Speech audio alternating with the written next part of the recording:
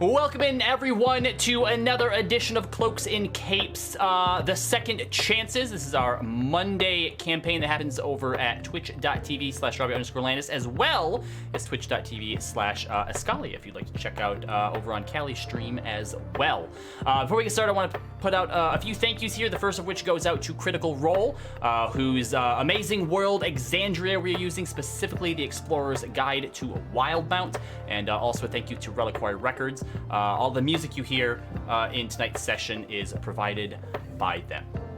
So, last we left the Second Chances, they had just left the elven city of Bisatal in the northern areas of the Dwendalian Empire, where they had successfully stopped an assassination from happening, which opened one of the portals that they have been tasked by the mysterious Oracle to go around and close. Unfortunately, it seems that the assassin, who Raz found out, goes by the name of Zana, still was able to complete her mission and get one of the members of the Ring of Three ousted from the council. What effects that may have going forward on the political atmosphere remains to be seen.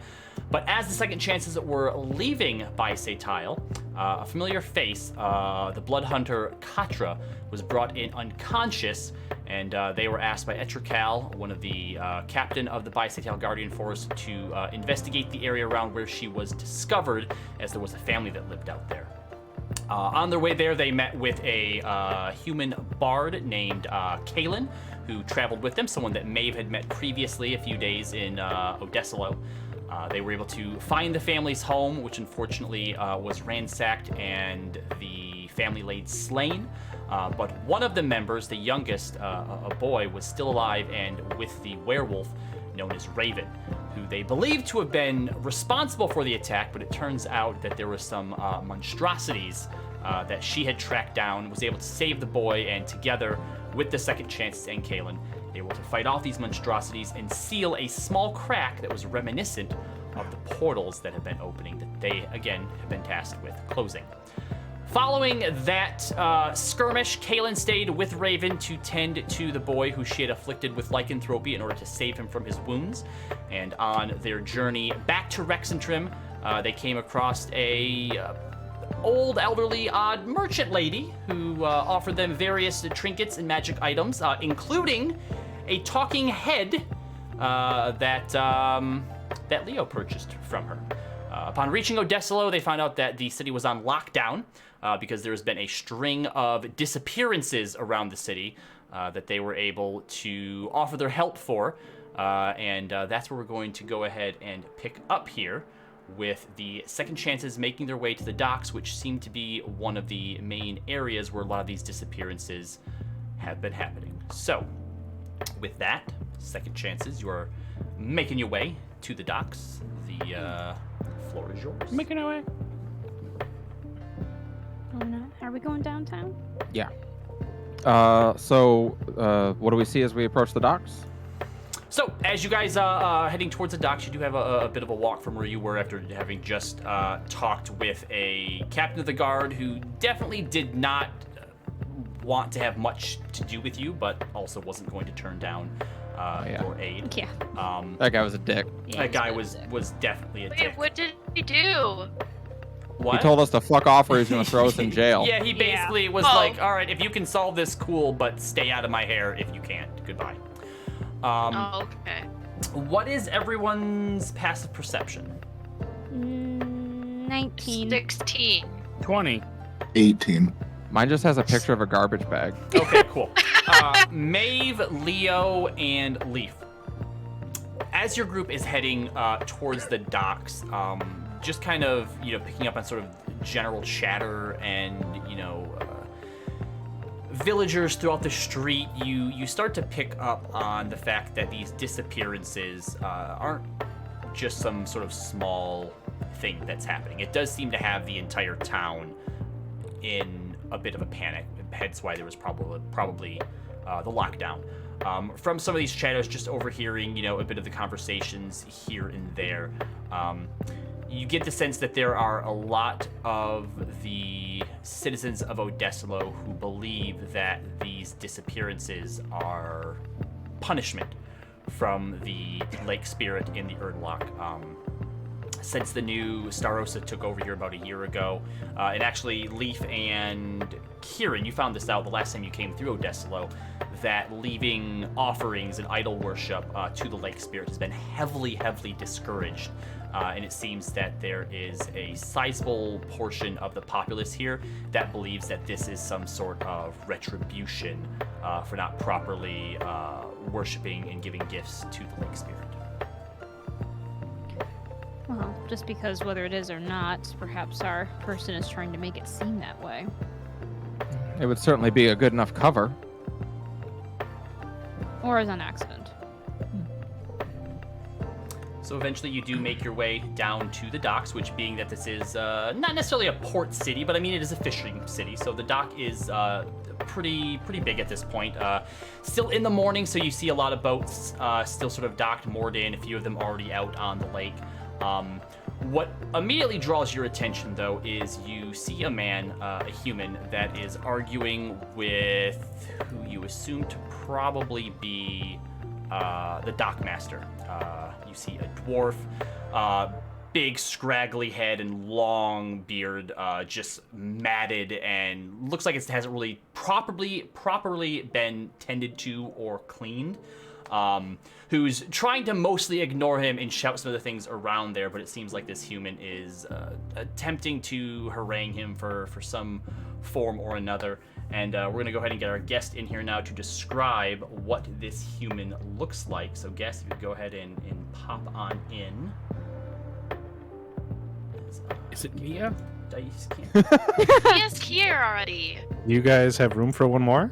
Oh, hi. I was like, wait a minute. He never shows up to watch D&D. I show up to watch D&D all the time. He does. You just never pay attention. Make sure that you go ahead and, yep, there you go. Pop it in. Perfect. All right, so Roy, go ahead and explain to everybody who they see. All right, and real quick, am I supposed to mute the ninja? I will mute you in the ninja. Okay. Yeah, Well, I muted myself. Well, okay. yeah, that's fine too. That's fine. So you see a man in about 6 foot tall, in decent leathers, nothing fantastic. Brown coat, simple pants. Oh god, you're white doubling. shirt. Whoa, echoey. Not for me.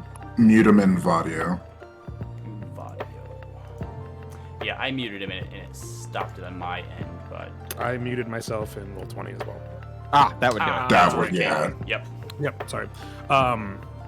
Nice leather jacket, nice simple pants, white shirt. Behind him is a simple piece of wood strapped to his back. Light brown hair. You would describe him as good looking, but unmemorable. Green eyes, and I heard everybody's passive perception, but anybody over, I would say a 13 or 14, can see that where his hair blows, you can see that his ears were cropped.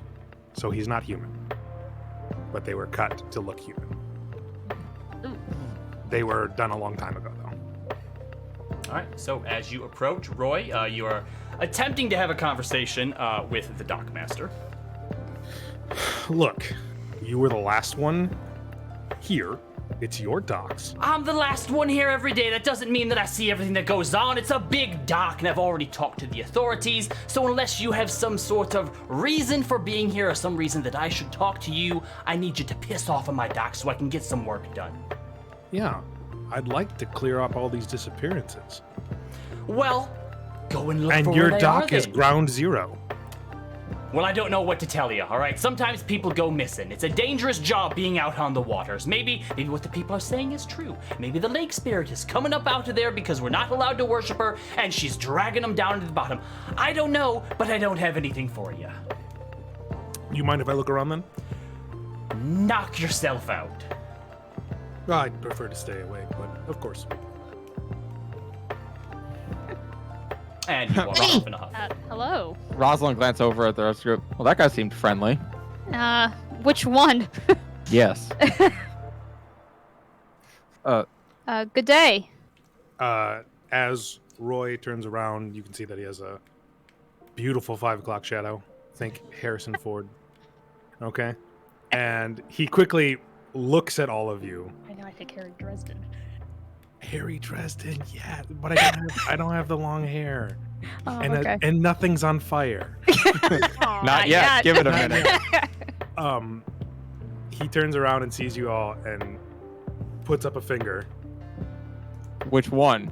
It's gonna Yeah, change. which It's gonna one? influence how I feel about it. Index finger. Okay, just It checking. starts mouthing something and pointing at every single one of you, and then finally pulls out a book, a little journal book, and starts flipping through the pages and goes, and like looks at each one of you, and looks down at the piece of paper.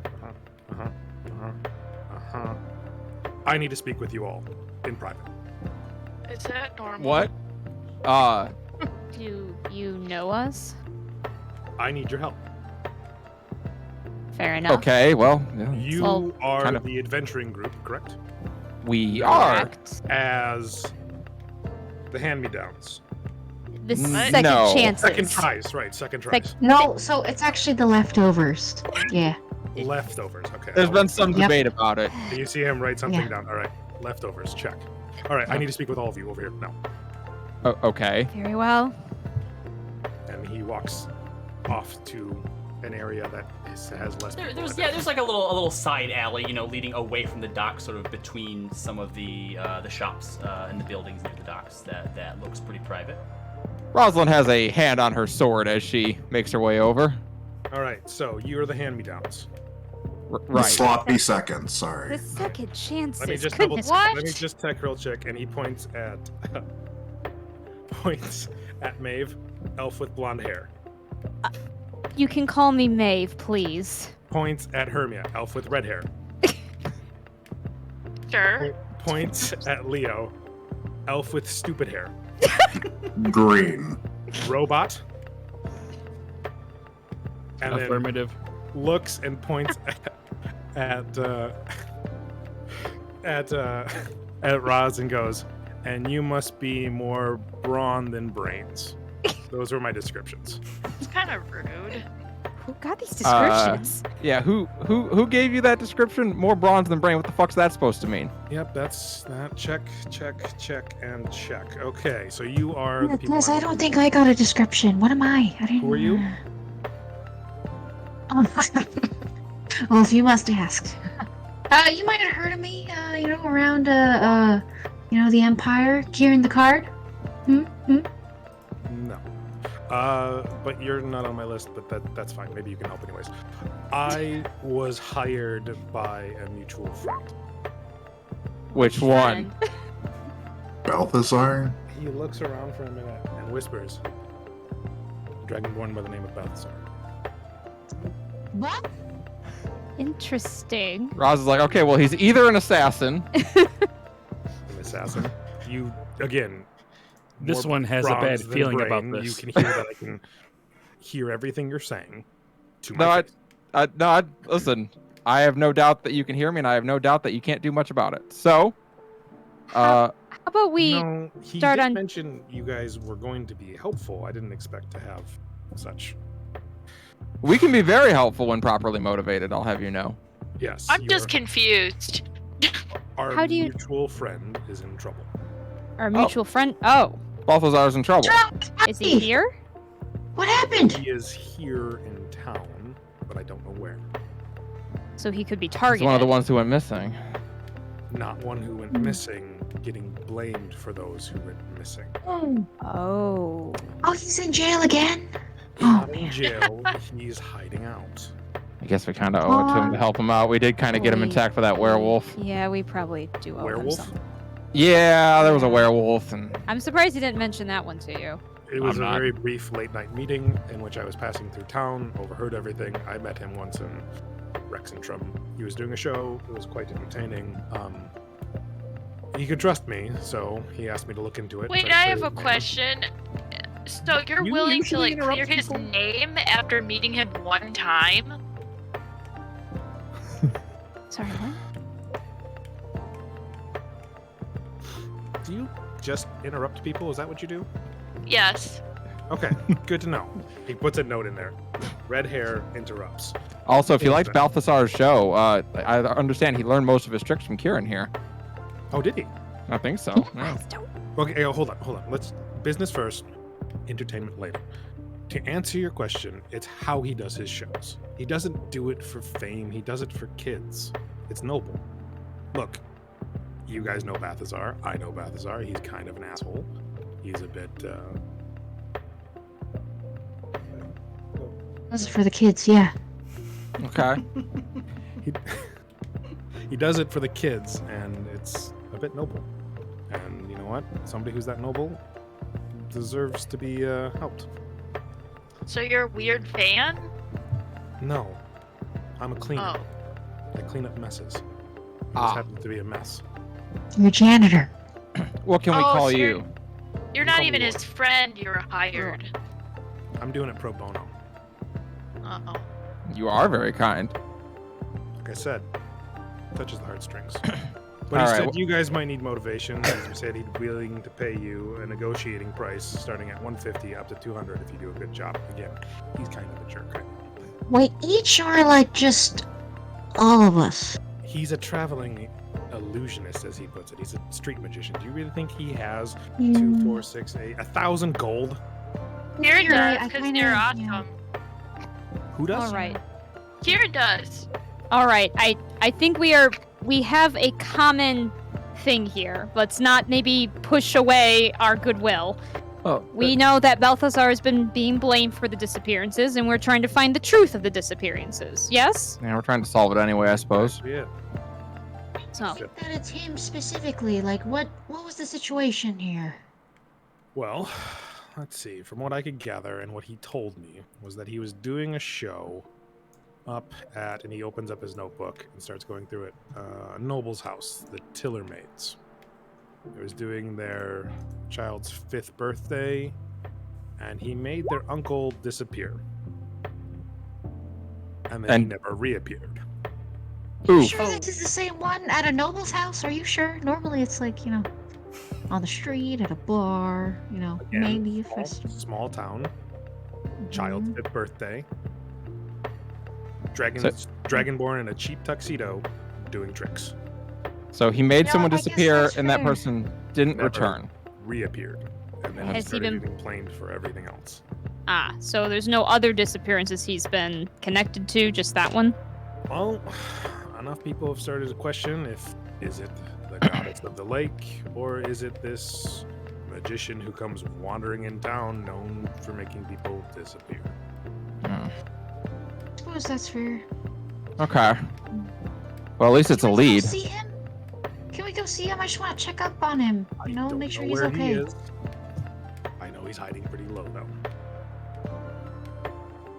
Do you know where his cart is?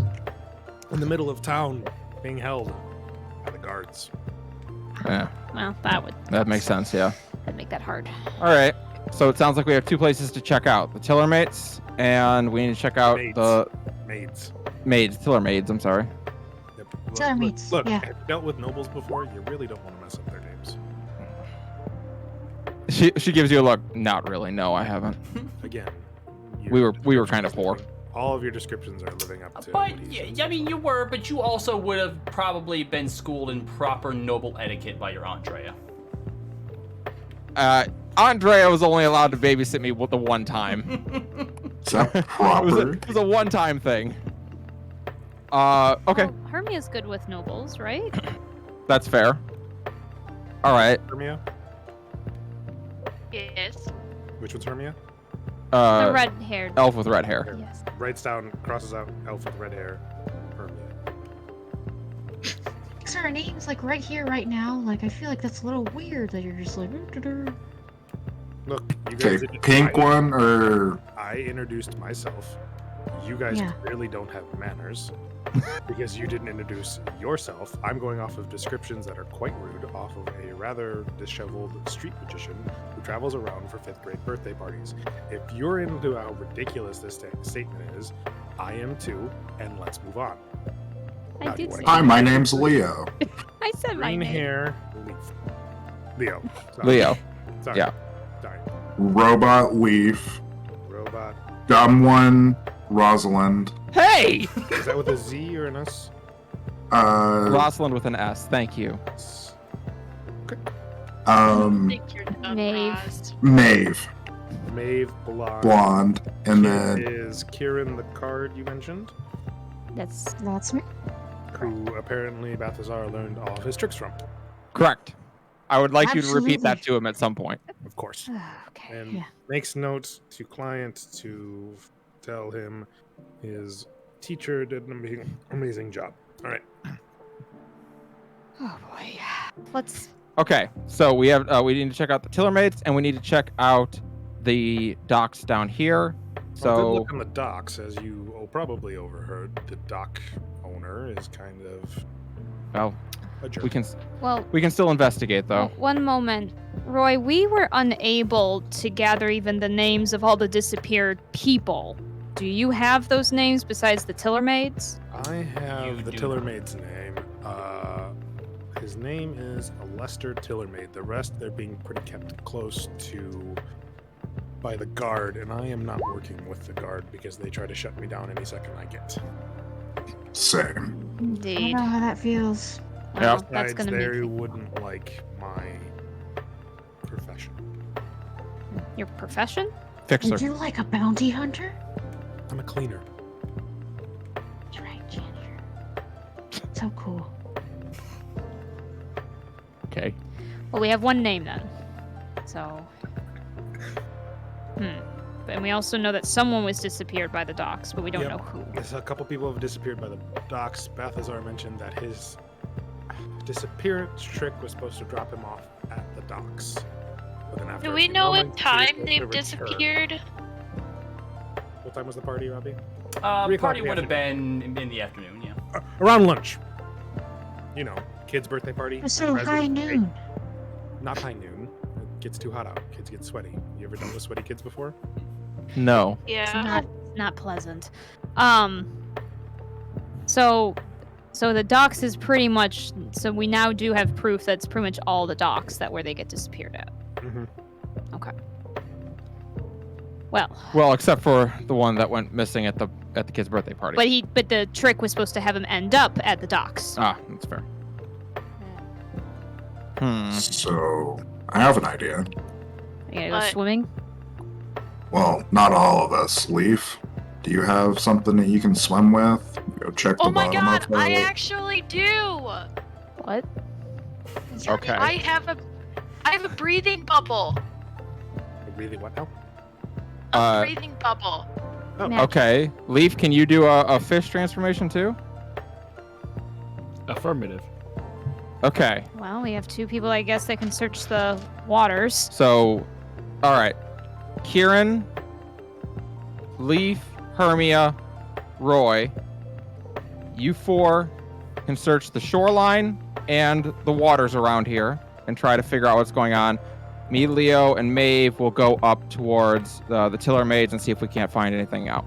I would also like to point out Sure. too that Roy, you only basically talked with the dockmaster for like a few minutes before they showed up, so you guys do still have quite a bit here in the docks you could attempt to do, whether that's trying to interrogate the dockmaster again yourselves, or going on to try and talk to anybody else who might be working here or who might have seen something. So. Yeah, I only spoke with him once and got shot down. Maybe if, look, I'm not trying to play this card, but maybe if someone with a little bit more charisma could talk to him and win over him a little bit more, maybe buy him a couple of drinks at the, what am I staying in again? The Charcoal Buzzard?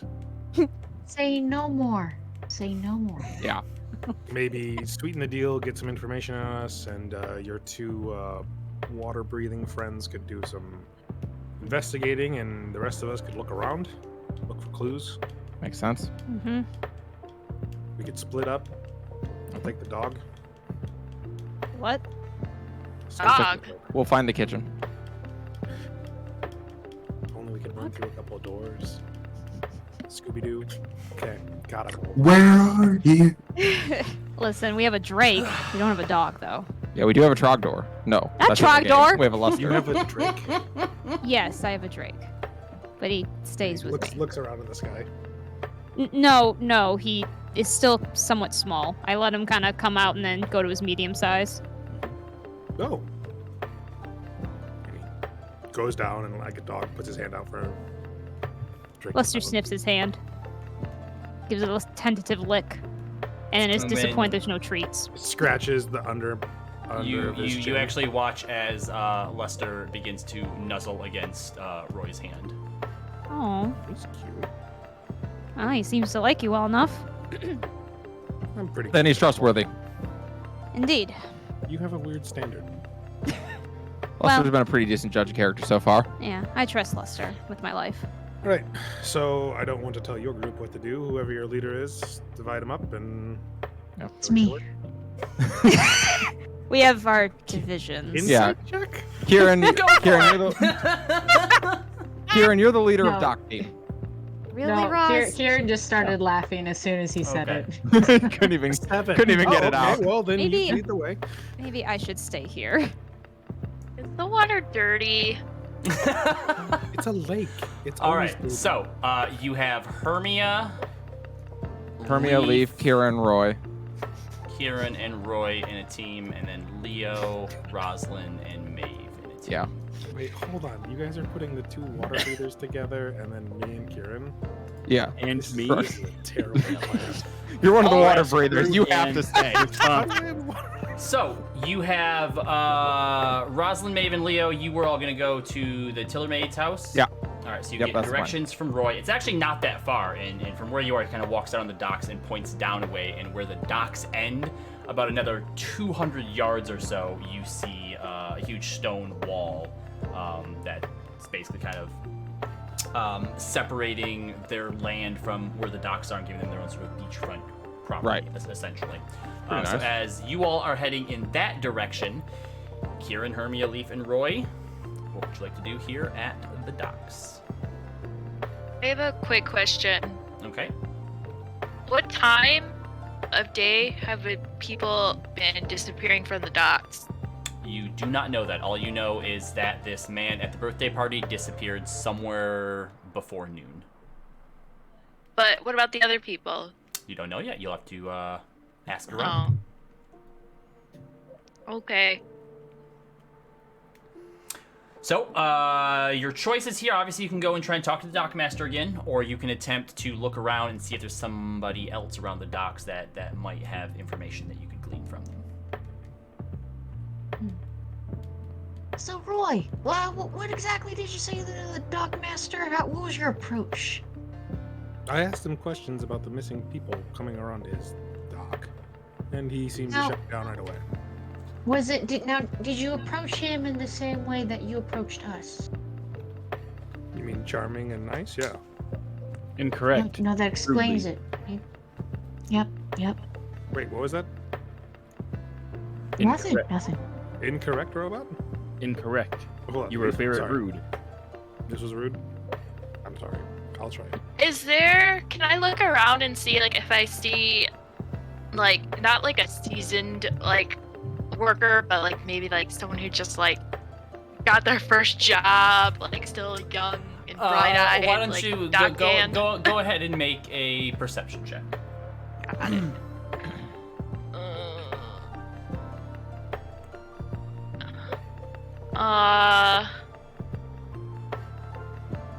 That I can do this. 15. There you go. I can roll the dice. So looking around, there is still quite a few people here. Obviously, you see the dockmaster. He seems to be talking to a few other dock hands. There's still a few boats that are anchored here as well, with various people going on and off of them. The majority of them seem to be fishing vessels, but there also seem to be, other ones that just seem to be moving shipments of some sort. And these range anywhere from what looks to be, sort of your hardcore, career sort of fishermen to people who maybe just sort of own their own boats and kind of go out, leisurely. But what stands out to you amongst even all of them is you do see a younger human boy, probably about Kieran's age, who you see currently sitting at the edge of a dock next to a medium-sized vessel. And is sort of putting some tools next to him. He's just in his swimming trunks. He's wet as if he just crawled out of the water. Seems to be like a boat cleaning boy of some sort that everyone else kind of Got seems it. to just be ignoring.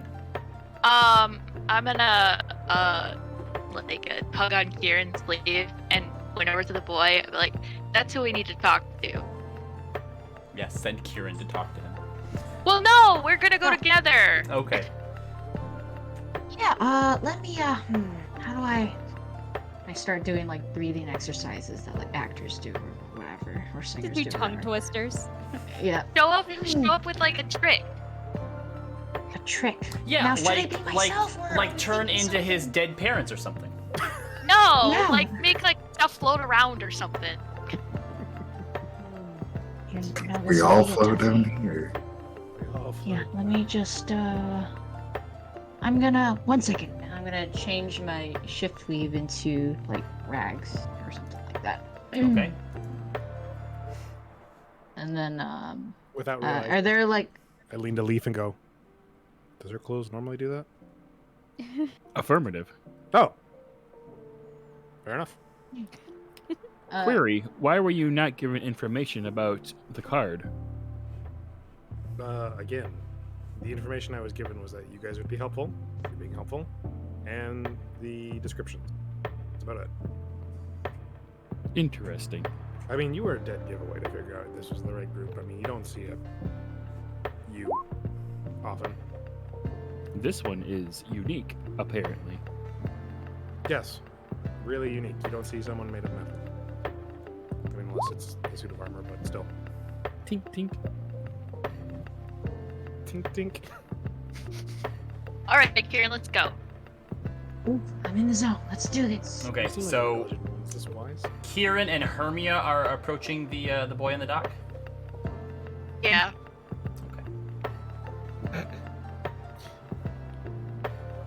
Can't wait. All right. So do you say or do anything as you approach him? I'm I look at like, Hermia.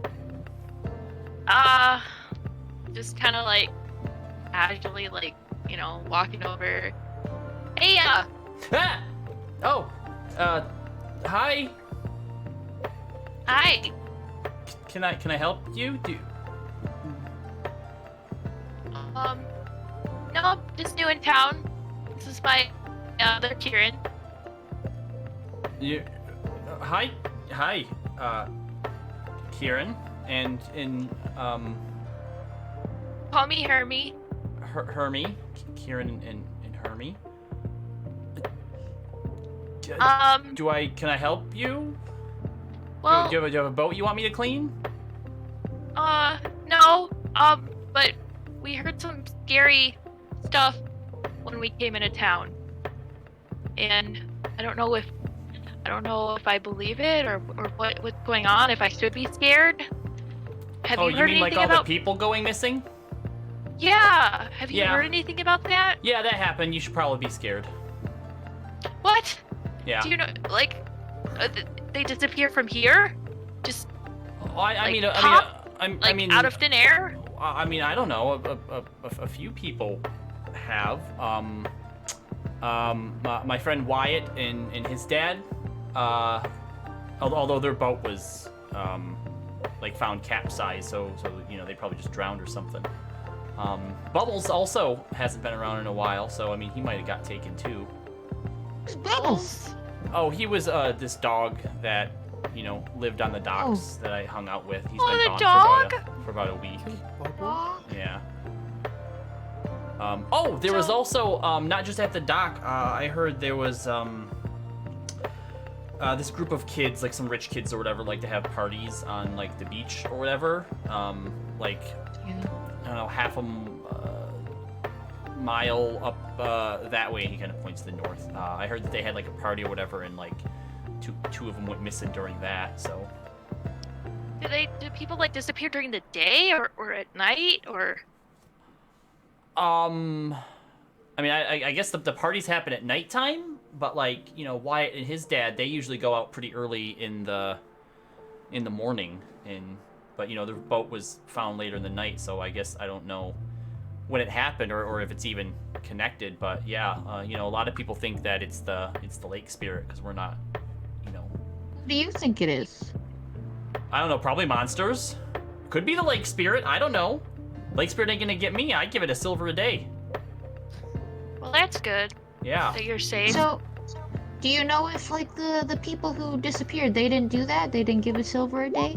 I mean, Wyatt and his dad, they believe in the lake spirit, but, you know, you're not supposed to. The Starosta and the guards say you're not supposed to do that sort of thing. Kids that have the party, I guess it depends on who it is. You know, a lot of people my age still do it. Do you actually remember the names of the kids who went?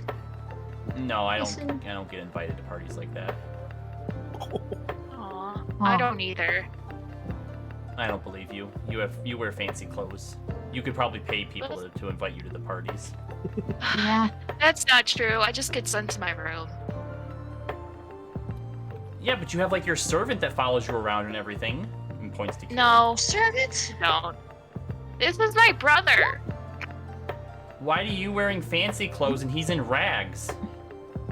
Part of his act. Yeah. Kieran, show him. No.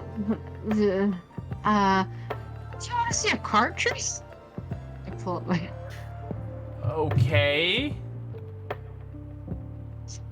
He's gonna start making the juggle the cards. Make a performance check. Oh, Wait.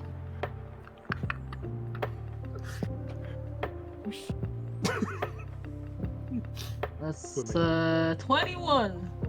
Okay, that's pretty good. I feel like you'd probably, if you were wearing fancy clothes like her, people would probably enjoy it more though. Oh, yeah, you know, I could make a whole. There was living out of no. it, Hey, there was a guy last week, a dragonborn Yeah. that came into town who was like doing street magic, and he was in like a really nice fancy tux. You should get something like that. Yeah. Oh yeah. Oh, a dragonborn, huh? Mhm. No, tell me about him. He was a dragonborn with a fancy Is he tux. still with in town? Tricks? I don't know. Oh, you don't know if he's still in town? What do you think of his show? I thought it was pretty good. He was a pretty good showman. You know, he looked nice and fancy and magical. You know, not whatever you have going. Oh, God. Yeah, no, that's fair. Okay. Okay, well. I look at Hermia. Well, thank you. Why are you like looking into the like disappearances and stuff? Well, if you came into town and people were talking about people disappearing, wouldn't you want to know what was going on? Like, I'd I don't know if probably- I I'd should probably stay leave or town. leave. No, if you can leave, I would definitely leave before the lake spirit eats you. Oh, I'll keep Have you that in seen the Lake mind. Spirit before? No. So, you just drop it in the water and then it disappears, like Yeah, your yeah. coin? Mhm. And then that protects you from being eaten? Yeah. Hmm. Seems legit. Well, thank you. I'm gonna shake his hand and give him a gold. Okay, well, as you sort of just like reach out, he just kind of like leans away from you. But if you Wow. offer gold coin, he takes that. Okay, I didn't think I was that weird, but all right, good. Okay, if you want to see the boat from Wyatt and his dad, that's still like on the shore somewhere. I don't know where it's at, but the dockmaster could probably tell you. Oh, yeah, that's nice. No. Oh, Hmm. Does the Dockmaster, is he oh yes, is he single? Single? Yeah. Oh, I think he has a wife. Oh shit. Sorry. Look, you have to think about it from all angles, okay? People, they're like puzzles, okay? You just gotta find the right way in. That's it. All right, I gotta I get back to guess. work, and he plops down into the water with like a scraper, and you see him dive under the boat. okay, bye. So here's what I'm thinking. I could turn into oh my gosh, Francesca. She's an amazing character of mine, and she works with everybody. So maybe I could maybe schmooze up to him and maybe get more information. Or you could pretend to be like a distant grieving family member trying to like find closure. Oh yeah, more serious. Yeah, absolutely. No, I've always wanted to take on the the more serious work. I think I think that's. All you gotta do is just start crying. Usually, like, when I start crying around like people, like they're like, "Oh my God, what's wrong? How can I help you?" But you have to make it look good, you know, and not be like too obnoxious about it. Okay. Should I like pretend? Well, I don't know any of the people here. Should I just be generic? Cause Who was that guy? What was the name of the guy and his son? What was the guy's name? and his son. Wyatt. Say Yep. that you're out of town cousin of Wyatt's, and you've heard the horrible news that he disappeared, and you need to figure out what happened to him, and someone mentioned that his boat was just off the shore, but you don't know where it is, and you want to find it, so you figure out what happened to him. Yeah. Okay. So are we thinking like, all right, am I like some noble, or do I have some sort of title or something like that, or am I just a peasant? Like, just hey, I just You're gonna be and I'm trying to You're find. gonna be like not like a peasant, because people don't take those people seriously when they start crying. They're like, "Ew, get away from me, poor person." That's fair. So be like not too rich, but you got some money. Okay. So. Okay. So like you, Hermia? All right, got it. Yeah. I'm gonna sneak off somewhere, and then I'm going to turn into. This is a mainly human town. Oh god. Yeah, but I mean, you've seen a smattering of elves and dwarves. I go with human. And various other Okay. races as well. We'll just hope he's human. I will turn into. I'm going to turn into a woman with dark hair and green eyes, and I'm going to find the dockmaster. Okay, you see him talking with a few other deckhands, and he's holding a clipboard and kind of barking a few orders at him and pointing over at some barrels, and he turns, they start to lift him and walk off, and he begins to walk past you.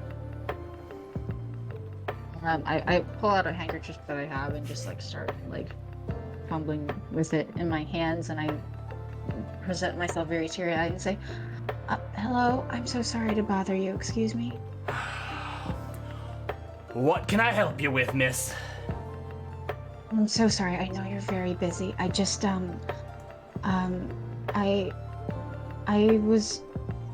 came to town to visit my cousin, and I can't find him anywhere. And his name is Wyatt. Do you know him?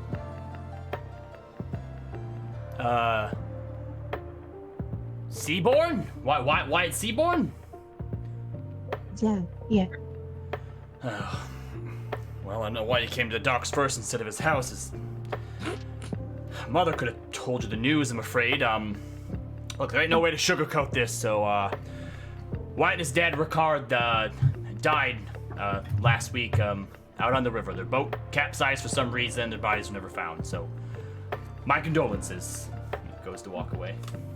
I'm going to do the Hollywood just cheer up, but like it's subtle, and it just makes it more poignant. Make a performance check. In Kieran's head, I'll be like, "You gotta figure out where the boat is." I don't know if anyone has a better score, but I've got a +4 performance if you need it. I got a +5. I rolled a 12. 12 total? 12 total. Borrow Hermia's and you can have a 17. He kind of stops for a moment and turns and looks back at you. Look, there's nothing that I can say to ease the news of family passing, all right? But the one thing that Odessalo has, besides stinking fish and whatever else they pull out of the lake here, is bars. We have plenty of bars, so might I suggest you go and find one of those and drink your sorrow away. But see, that's the problem. I actually came to town because I was going. He was gonna give me some money because I have a newborn with my fiance back home, and if I don't have any money, and his mother certainly doesn't have any money, and I don't know what to do. That's rough, buddy.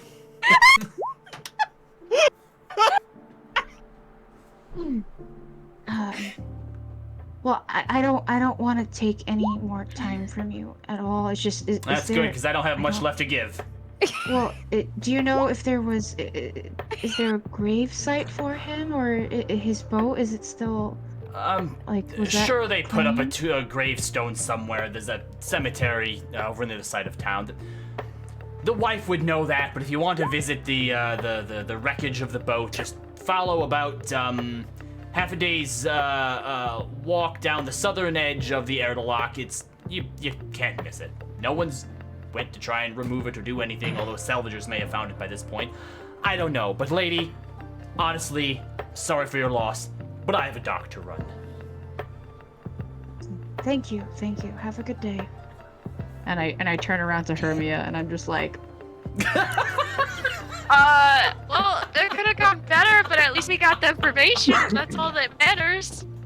So what'd you think? You know, like I didn't try to go over the top like I usually do. I was like, all right, think you just went a little bit less too is more, far less about is more. being pregnant, you know? Yeah, I Roy, think remember, we you could've are here done with without them. that. I feel like Roy and Leaf are just standing up at the dock entrance, just crossing their eyes, just looking dumbfounded at all of this. I'm just imagining going, so how do you think it's going? I mean, that kid didn't look like he was too smart. I mean, come on now. Oh, did Leaf? Leaf had his computer froze. He said. Oh, okay. All right. Well, in that case, we're gonna go ahead and jump back over to the other group who has just made their way over to the Tillermaid estate. Since this is a smaller town, it's everything kind of goes together pretty decently. Obviously, you know, there's a difference between sort of like the common riffraff, you know, where you see the streets with the different, you know, fish markets, you know, different stores, you know, stuff like that, stalls as you're going. As you're kind of walking up the estate for the Tillermaids, while they are considered nobles, it definitely looks more like it's more of like a summer cottage as opposed to what you might expect in Rexentrim or in some of the other big cities that you might have passed through, Maeve or Rosalind, even, you know, coming from Vano. When you have a noble, they're usually very big, it's exaggerated, they're rich and they're showing it off. Yeah, ostentatious. Exactly. Yeah. You can still tell rich people own this house. There is, you know, a giant gated wall that goes around it, but it's more summer cottage than it is noble mansion. But as you're making your way there, if there's anything else you'd like to do beforehand. I'm going to just, as we're walking, use my telepathy towards Leo, and just go, listen, I just wanted to reiterate something from this morning. Okay. I'm not keeping all of this because I think what happened or what you may have done was necessarily right. But if there's something else that I should know, and if you don't answer, she just kind of is just gonna go, I just want you to know that no matter what, I do believe in you, in your purpose here.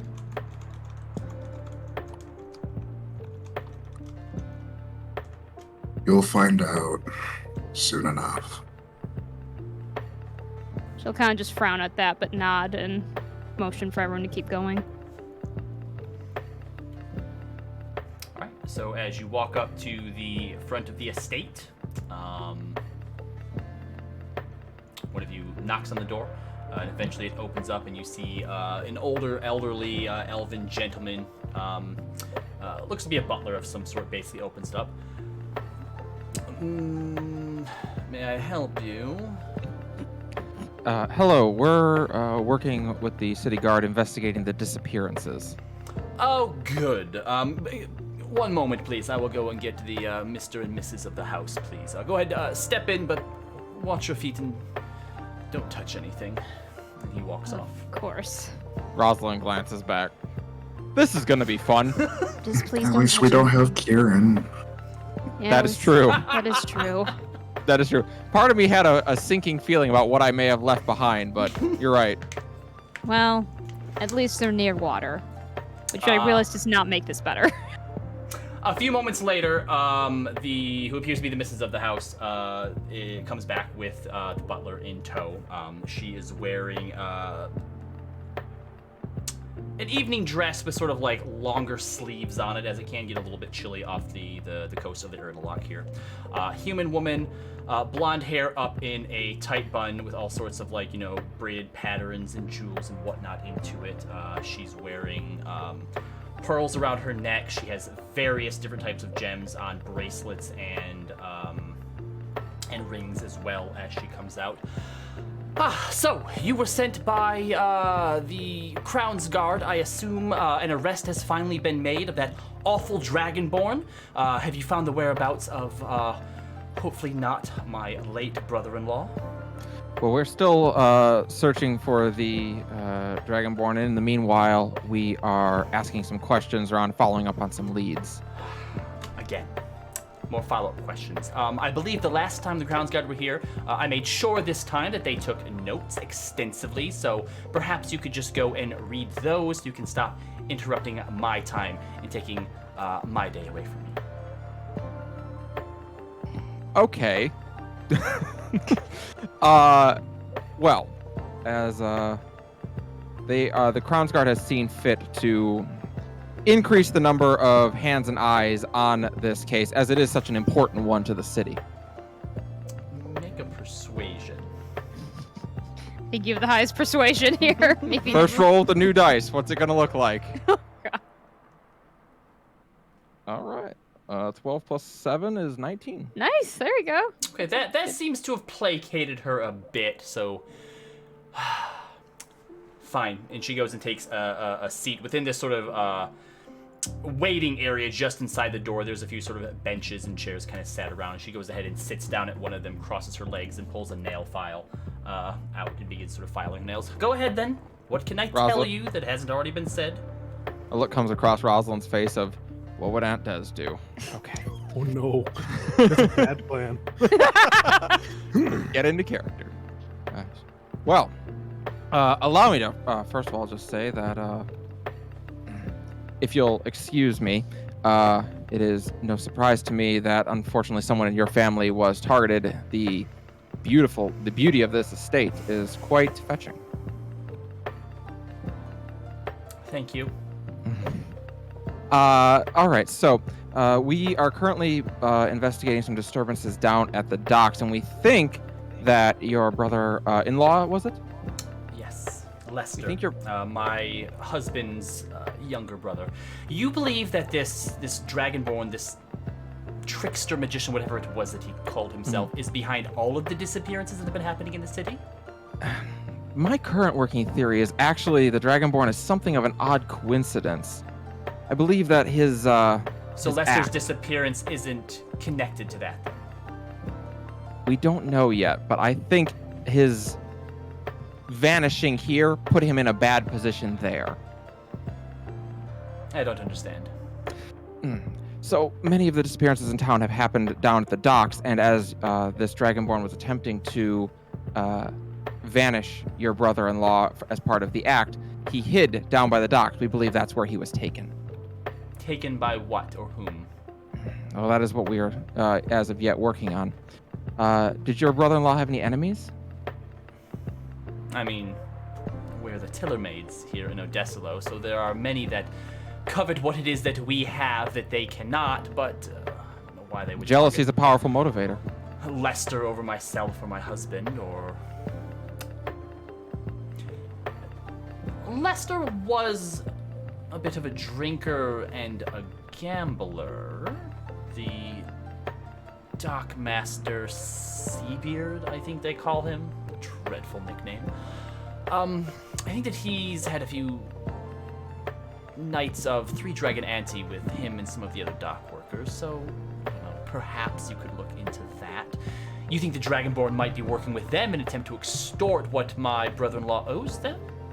I think there is certainly a possibility that that is the case. Good for nothing. I've always told my husband as such. Do you believe, sorry, she's referring to her brother-in-law that he's a good for nothing? Yes. Just clarifying, okay. Have you not seen eye to eye with your brother-in-law always?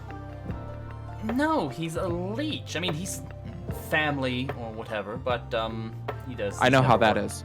Never worked a day in his life, so if it was up to me, we'd send him back to Rexentrim where he could earn his own way. But of course, my husband likes to look after his little brother. Ah, a bleeding heart. How long has he been living here with your family? All of our lives. Oh, okay. Sorry. That was a reason. Did he seem, before he disappeared, did he seem off at all or just as normal? He was laced to the gills at a child's birthday party, which isn't entirely out of the ordinary. Not just on alcohol, then. Oh, I don't know what it was that he was taking, but the Dragonborn had asked for a volunteer, and of course all the kids got excited, and Lester pushed over a few of them on his way up because he wanted to see how the magic worked. Well, that has been very helpful. Do either of you have any other questions? Not that I can think of at this time. Do you know anyone else that has been unfortunately involved with all these disappearances? No, I try to stay out of the drama and turmoil of the peasantries. No other rich people. What does your brother do for a living? Or your brother-in-law's brother, your husband. What does your husband do for a living? We own about 65% of the logging business that happens here in Odessalo that supplies lumber to Rexentrim and the surrounding Zemni fields. Do you have any dealings in Shady Creek Run? Ugh, no. Gross.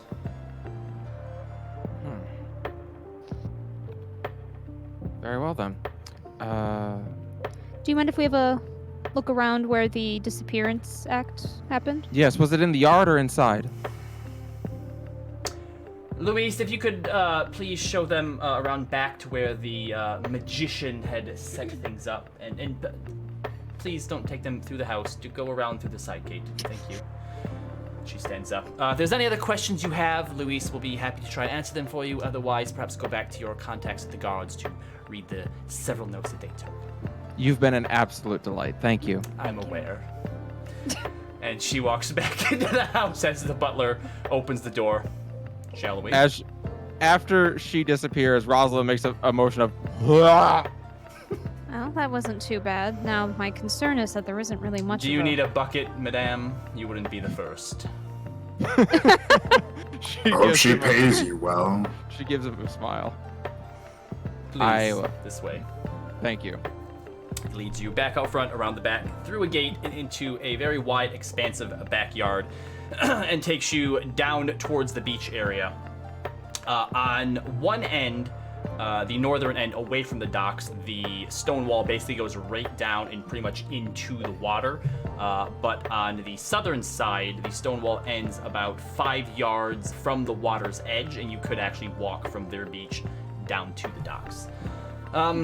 He was set up here. The opening on the docks allowed him to bring his wagon, caravan, whatever it was, down around and into the yard. I assume when he was doing his disappearing act that Sir Lester simply walked back to hide around the other side of the stone wall. And this was about what time of day? Around noon, I would say. I believe it was about 11 or so when the show started, and about half past midday when it ended. So it was about half past midday when you noticed that that Lester hadn't returned. No, it wasn't until much later after the show that when he didn't show up for dinner, which isn't a common occurrence, that we began to worry. Of course, the missus didn't really think much of it until it was a full day afterwards.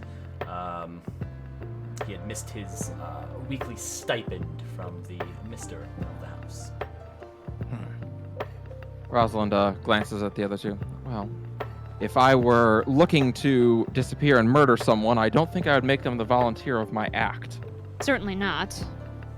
Also, not to mention, when did the magician leave? 1 after his show was done, we promptly escorted him off the grounds.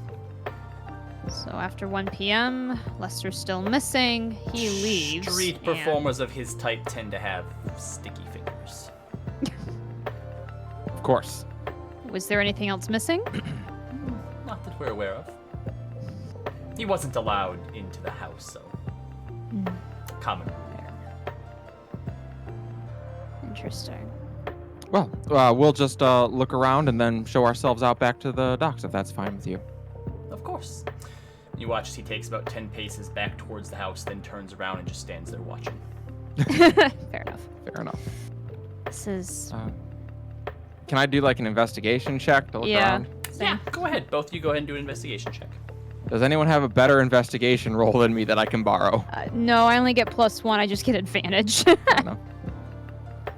+5. All right, I'm borrowing Hermia's +5. All right, then I will just do my. All right. So, Ooh.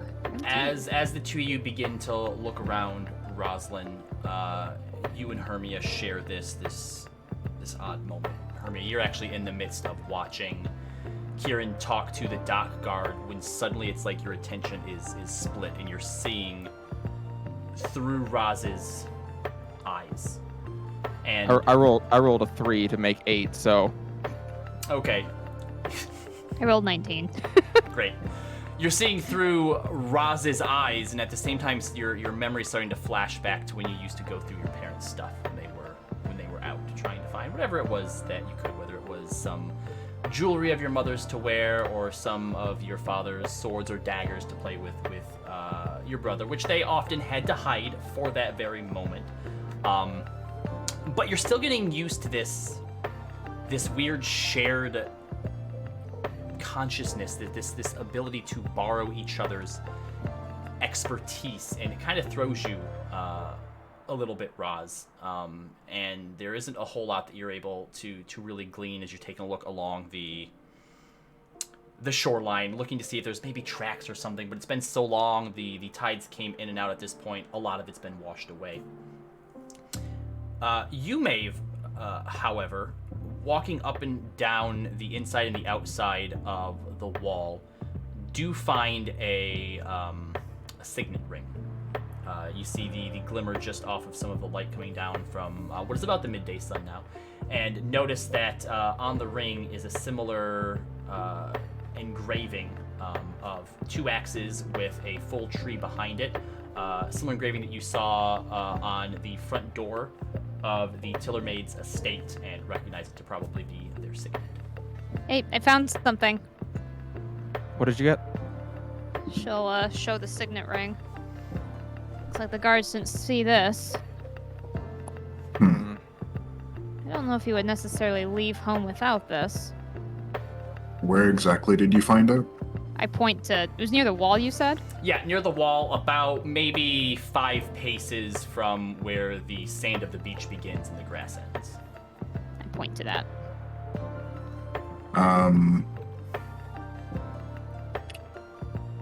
I'm going to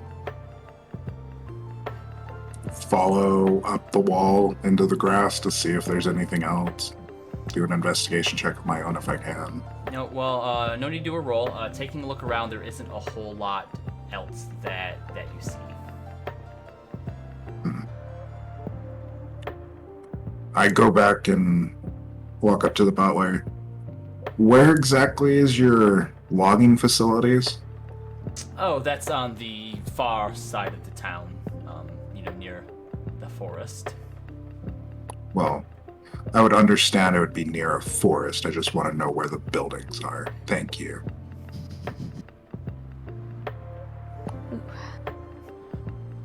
But I think we're done with our investigation here. Thank you. Thank you. Thank You are you. most I will welcome. pocket the ring. And so can we just make our way back down like the beach past the wall? You can. All right. Robbie, I need you to tell me what this, if I need to make a roll for this, you can tell me what it needs to be. But once we get around to the other side of the wall and out of sight of him, I want to grab Leo and throw him against the wall. And at a speed that would make Aunt Des proud, whip my dagger out against his neck. Okay. Why don't you then go ahead and just make an attack roll at advantage because he's not going to see this coming. Okay. No offense, Leo. I guess. All right. Dagger of Warning is a +6, so 22. Okay, hits. I'm pretty sure that hits. So yeah, easily enough. As you're walking, you wait, kind of slow your pace a little bit, and Leo, who's a little bit next to you, starts to get ahead a bit. And right as he's about to pass a tree, and you're kind of in between where this estate is and where the docks are coming, you grab him by the shoulder, whip him around, putting your gauntleted arm against his chest and pushing him back into the tree with your dagger against his throat. Roz, what are you doing? What the fuck did I do? Rosalind glares and shoots a nasty look over at you, Maeve, and is like, "We'll deal with you in a moment." Excuse me? I enjoyed my dream last night. I got to see what your family business was. Now give me one good reason why I shouldn't gut you on this beach. Maeve will actually start to just kind of sigh a bit and look over between the two of them. Leo, please. If there's ever a time to say something. Fine. What did you see? Saw the chains. I saw where they were kept. And we had our little talk about the family business back in Bisay Tile. I know what you did. How old was I in that dream? Young. Very young. So, might have been the first time that I actually went into the basement. Probably. You seemed shocked. Yeah. How far did you get into the dream? I saw you look around, check out some things, and then you heard someone coming from upstairs, so you ran back. That's all I saw. If I had seen more, if I had seen what I think I know, I wouldn't be asking you questions, you'd just be dead. Okay. So, you got to the part where I got scared and hid somewhere in that room. Yep. And they brought two people down and shackled them up. Yep. You didn't see what I did you? Why we're here? Tell me. Well, fearing for their lives, I waited until everybody was asleep. And I ended up freeing those people. And then, subsequently, I helped a couple other people out that were brought to our house. Got my parents in trouble a lot. I ended up leaving the family business and starting the Grudge Hound Gang, where, yes, I killed a lot of people, mostly criminals, did a lot of drug trafficking, weapons trafficking, but I never trafficked people. She shoots a glance over at you, Maeve. I thought it was the case. Leo, I wish it didn't take this moment to hear this from you, but I knew what you told me just couldn't be the full truth. I saw something a bit more incriminating originally. But I gave Leo a chance, in his own time. I knew my trust couldn't be misplaced. Please. Don't Rosalind. hide this anymore. Rosalind thinks about it for a moment, nods.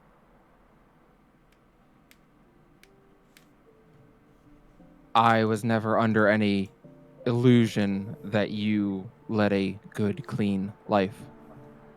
But I need to know right now that there was a line and that you never crossed it. I never once trafficked people. You have to tell them. Because when they see that memory, and they will eventually, they may not give you the chance that I did. And she pushes back and puts her dagger back into her belt. Or even that I did. Well, not many people do. I'm from Shady Creek Run. I wish I could tell you I know what that means. It means that if you say you're from Shady Creek Run, you're most likely in the slave trade. That's why that guy spooked you at Yes. the bar. Was he in your gang? No. He was an affiliate of some sort. I wasn't sure if he was part of the business or not. Okay. Thank you for telling me, Leo. I'm just glad it's finally out. Now that you know all my secrets, my dirty little secrets, can we go find out if these people are being trafficked or not? Because that's what I think is happening. To be honest with you, I never would have thought of that, but I suppose you do make a good point, if albeit a disgusting one. Fair And enough. I'm pretty sure if it is happening, it's happening at the logging company. Fair enough. Okay, let's go. She turns and starts walking. All right. Those of you back at the docks, was there anything else that you would like to do for waiting for the rest of your party to meet up?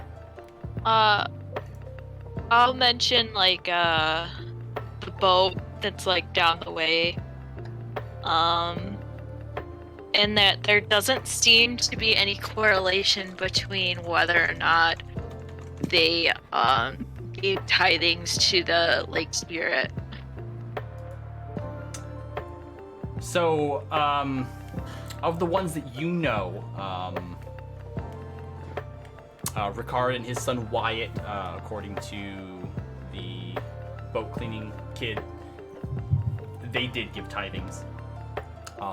Right. You can probably But guess that Bubbles the dog did not give tithing to the lake spirit.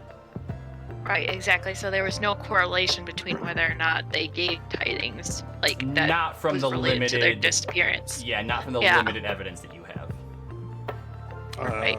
While everything was going on, could I do an investigation check for like just clues around the area? Sure, go ahead and give me an investigation check.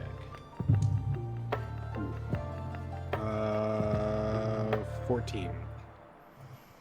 No, taking a look around, there isn't really anything that jumps out at you that Okay. seems out of the ordinary, or at least in relation to what it is that you're kind of looking into.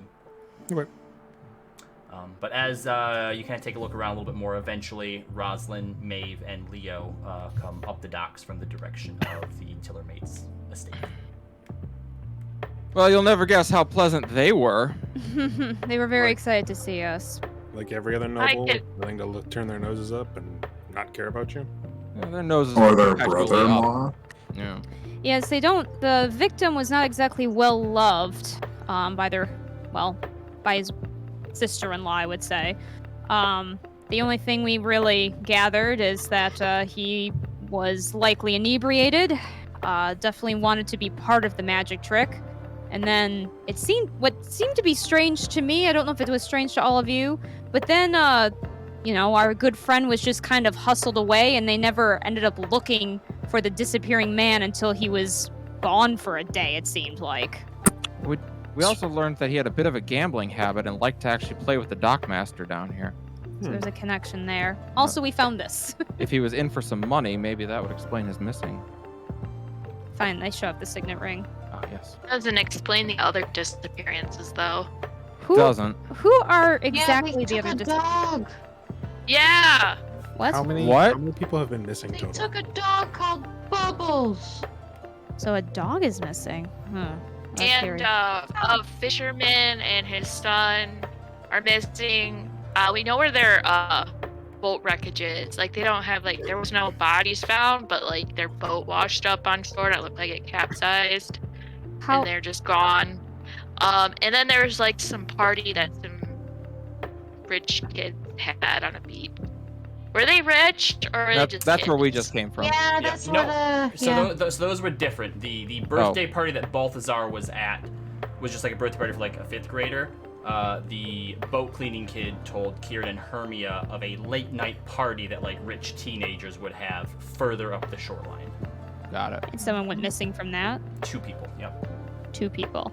So what's the youngest age of someone missing so far? You're not sure what the age of the teenagers were, but somewhere within the teenage years, and Wyatt was also about Kieran's age, so Okay. late teens. Working age. Leo's theory might be on. But there's also a Should we dog go to a missing. party? Yeah, let's do it. You want to try to get kidnapped?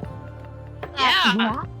I mean, looks like I'm Not a good idea. rich. let's I maybe... fit the profile. At least we know what it is, if it's a monster or well, we if it's don't- just like a bunch of guys. Well, let's maybe figure out... I would like to know if we can figure out more connections between all the missing people, because so far, they're all men, right? We don't That know. you're aware of? Yeah, actually. I don't know if that's going to stay that way. I'm just pointing that out, that we don't exactly know everyone's connection. Working age men and a dog. Poor Well, the dog in theory might have been Some guarding kids. someone. That's fair. So Yes, you guys know Chandler? where the boat is? Yeah. I was gonna suggest checking to see if like we could tell like if Mm-hmm. Foul play of some kind. yeah. Good idea. Okay. Roy? The janitor would like to speak. You guys just talk over each other all the time? You don't? Yes. Yeah. That's Okay. how we Yes. communicate. Fair enough. It's not my So, favorite. Here's my running theory. You either have a situation in which somebody wanted to get rid of someone and tied it to the disappearances. So you have 2 separate circumstances going on right now. Or 2, you go with whatever your theory is, that everyone's being taken for a specific reason, but it seems like a random group of things, including a dog. So, I think, 1, someone who's lucky with cards should probably join in on the Dockmaster's gambling game to get some information. 2, your robotic friend should do his... You said he had a trick to go underwater? Yeah. Yes. I think him and Hermia both can go underwater and Oh, check for I just said corpses. I have a way for somebody to go in the water. Doesn't mean I want to go in there. You don't want to go check for corpses, Hermia? I mean, the lakes look really gross. I And then kind it's of Hermia water. refuses to. All right, Maeve, Plus, you you can go don't check know the what's water. hiding in there. And then also Like, it's 3, so dark. you go back to the Tillermaid's house, but not announce yourself. That's fair too. Not to the That Tillermaids. one too. We're going to their Can they switch operation. jobs? I'm just saying, those are probably our next place. If the Tillermaids are dirty, we could ransack their house and look for information. You can go to their base of operation and look for information, but I doubt if you probably have anything there. But it'd be worth checking. You also could lean on the Dockmaster's gambling problem to get some information about the missing person. And you could dredge the lake. Indeed. All right, so who wants to do what? I can go with I Leaf want to to ransack. dredge the lake. All right, Leaf and Maeve will dredge the lake. Kieran, I thought you would not Okay. take up the chance to play cards. You know, here's the thing. Okay, you know, I'm so good at it, and I swindled many a man already in my lifetime. I But see. ransack a noble's house? I've never done it successfully. Successfully. So you have tried, to be clear. I've tried, and it's very hard. You know, they actually have a lot of more staff than you would think, and I don't know. But here's the thing: I'm a team player, so I will defer to whatever the majority rule is. I still think we should go to the logging company first before we go to the house. I 'Cause tend if we go to agree. the if they are being house- held there, we can save people now. Yeah. The logging company is your safer bet. Yeah. You could always do the house late at night when people are sleeping. Yeah. Exactly. So I say could I, So we start with the logging company, and then when the sun dips below the horizon, Kieran can try and ransack the house. Maybe you're search sending the house? kid in by himself? No. No, we. No. I'm pretty good. No, I've done it Kieran- before. It's fine. Kieran's going with Leo. All right. Man, you're just harsh and my mellow. You know? What would Maeve do, Kieran? What would Maeve do? She'd- I know, but she'd- you wouldn't do this. That's the contradiction, isn't it? I, You know, I Kieran, knew a I'd bring thief a once buddy. who said the best way to break someone in, she took a lot of notes and drew a lot of maps. Said to watch, schedules and fill in where the blanks are. Yep. That's a long con if you want to break into that house, Kieran. I don't know if we don't think we have time for a long con. I mean, Yeah. I'm down for it any time. Like, outside of this, like, if y'all want to go and try someone else, absolutely. But, What? Let's. you know.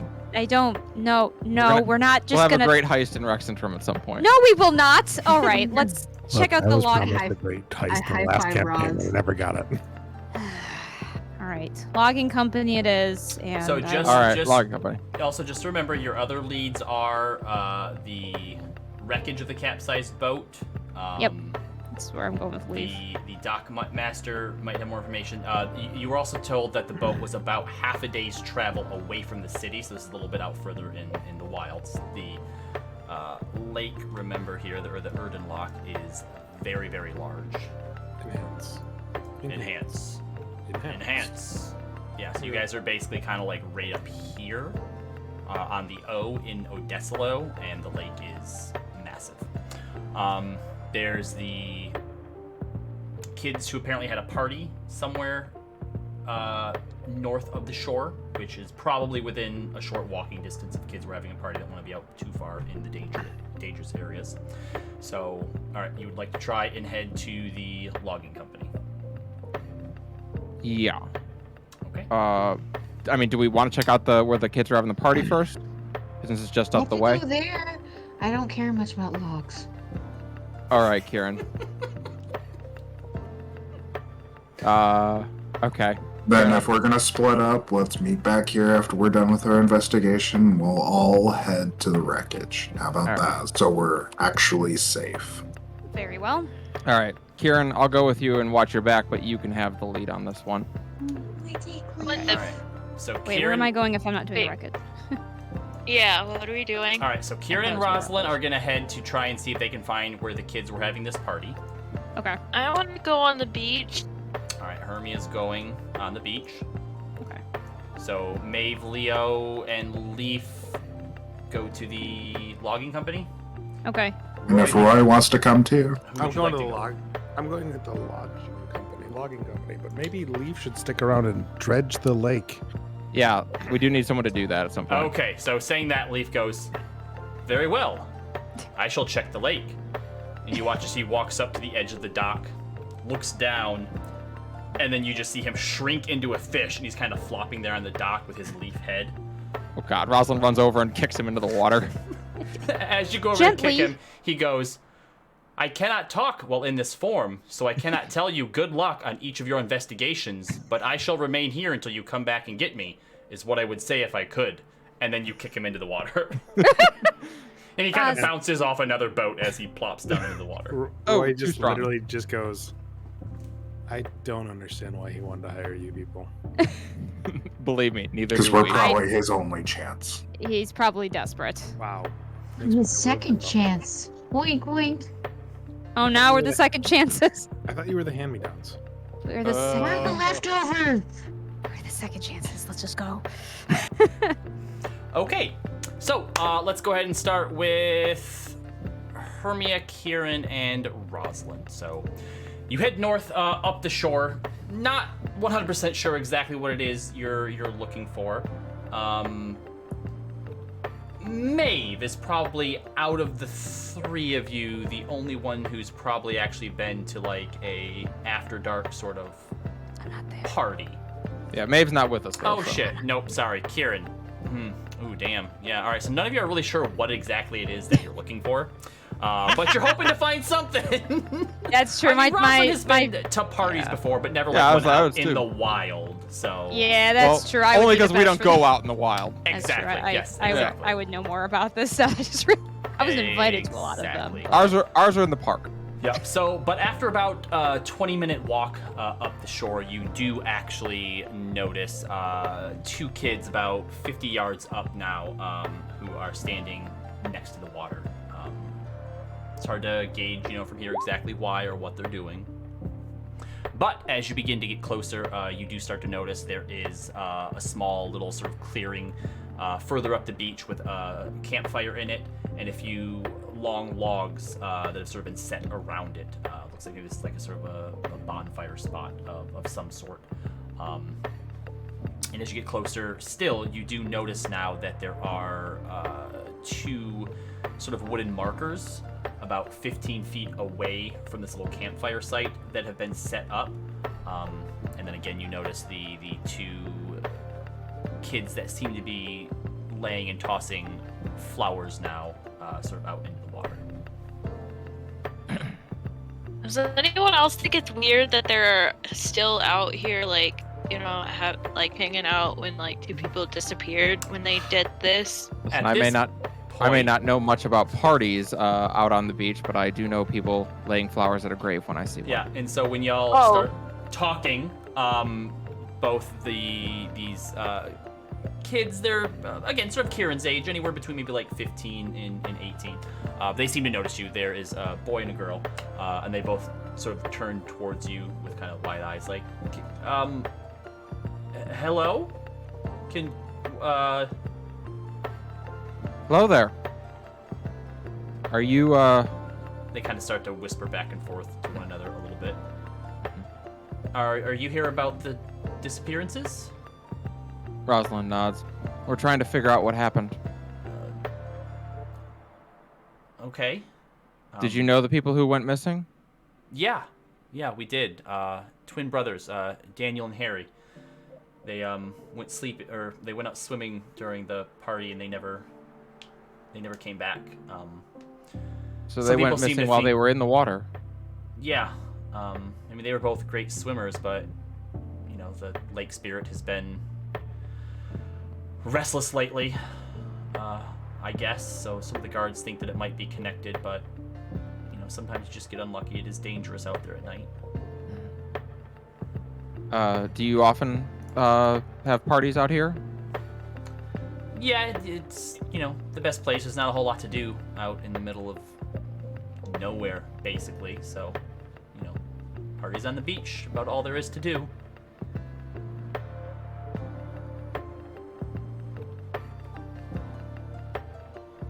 Sorry, I was getting raided. You all look like you're well, you at least, and they point to you, Rosalind. Do you think that it was something else? Well, we're not quite certain what it is yet, but I tend not to believe it, that lake spirits suddenly become hostile and steal people. It wouldn't really be sudden since the new Starosta took over. They've basically been outlawing, worshipping and giving offerings and stuff, so... But Starosta took over a year ago, right? Yeah. People have only started going missing recently. I guess maybe she was giving us time to right our ways and she got fed up. Perhaps. That's certainly a possibility, but we shouldn't use that to outlaw or to get rid of all other possibilities. Did you know, was it Daniel and Harry? Mm-hmm. Had either of them been acting kind of different or weird, or? No. It's just everybody was having fun, just like we always do. Was there anyone at the party who's not normally there? No. Anyone asking about it besides us? No. Some of the guards, talked to us about it and reprimanded us, saying this is the reason that you're not supposed to go out and have these parties because people get killed. Oh, that's extreme. They shrug. Are you two okay? As okay as we can be, I guess. We lost our 2 friends. Yeah. Who else was there that night? Was it just the 4 of you? No, there was about 10 of us, just a bunch of, other kids from the city as well. Nobody's been back out here since. You're just laying some flowers for them then? They nod. Well, Thank you for answering our questions. I appreciate it. Watches the boy kind of tugs at the girl's shoulders, like, we need to go back. Okay. Good luck, I guess. We're gonna try to Sorry, find out what? what happened. Yes, Kieran? Sorry. No, go ahead. No, you're fine. I'm done. I just wanted to run up to them before they left. Okay. Hey. So I was gonna go with a goof. I really was. So Kieran right now has like a goth aesthetic going on right now because he thought it would look cool. And now it just seems... Hold on, is this the same goth aesthetic that you used when you and Leaf had your little night out? No, it's just Kieran, but like he has like dark like eyeliner and stuff. Okay. Yeah. All right. But in this moment he's like very, very serious and solemn, and he's like, I'm sorry about your friends. Thanks. Did you guys go to like school together or? Yeah, there's about 10 of us that we kind of just do everything together, but I don't know. I don't think we'll be having parties by the beach anymore. Yeah.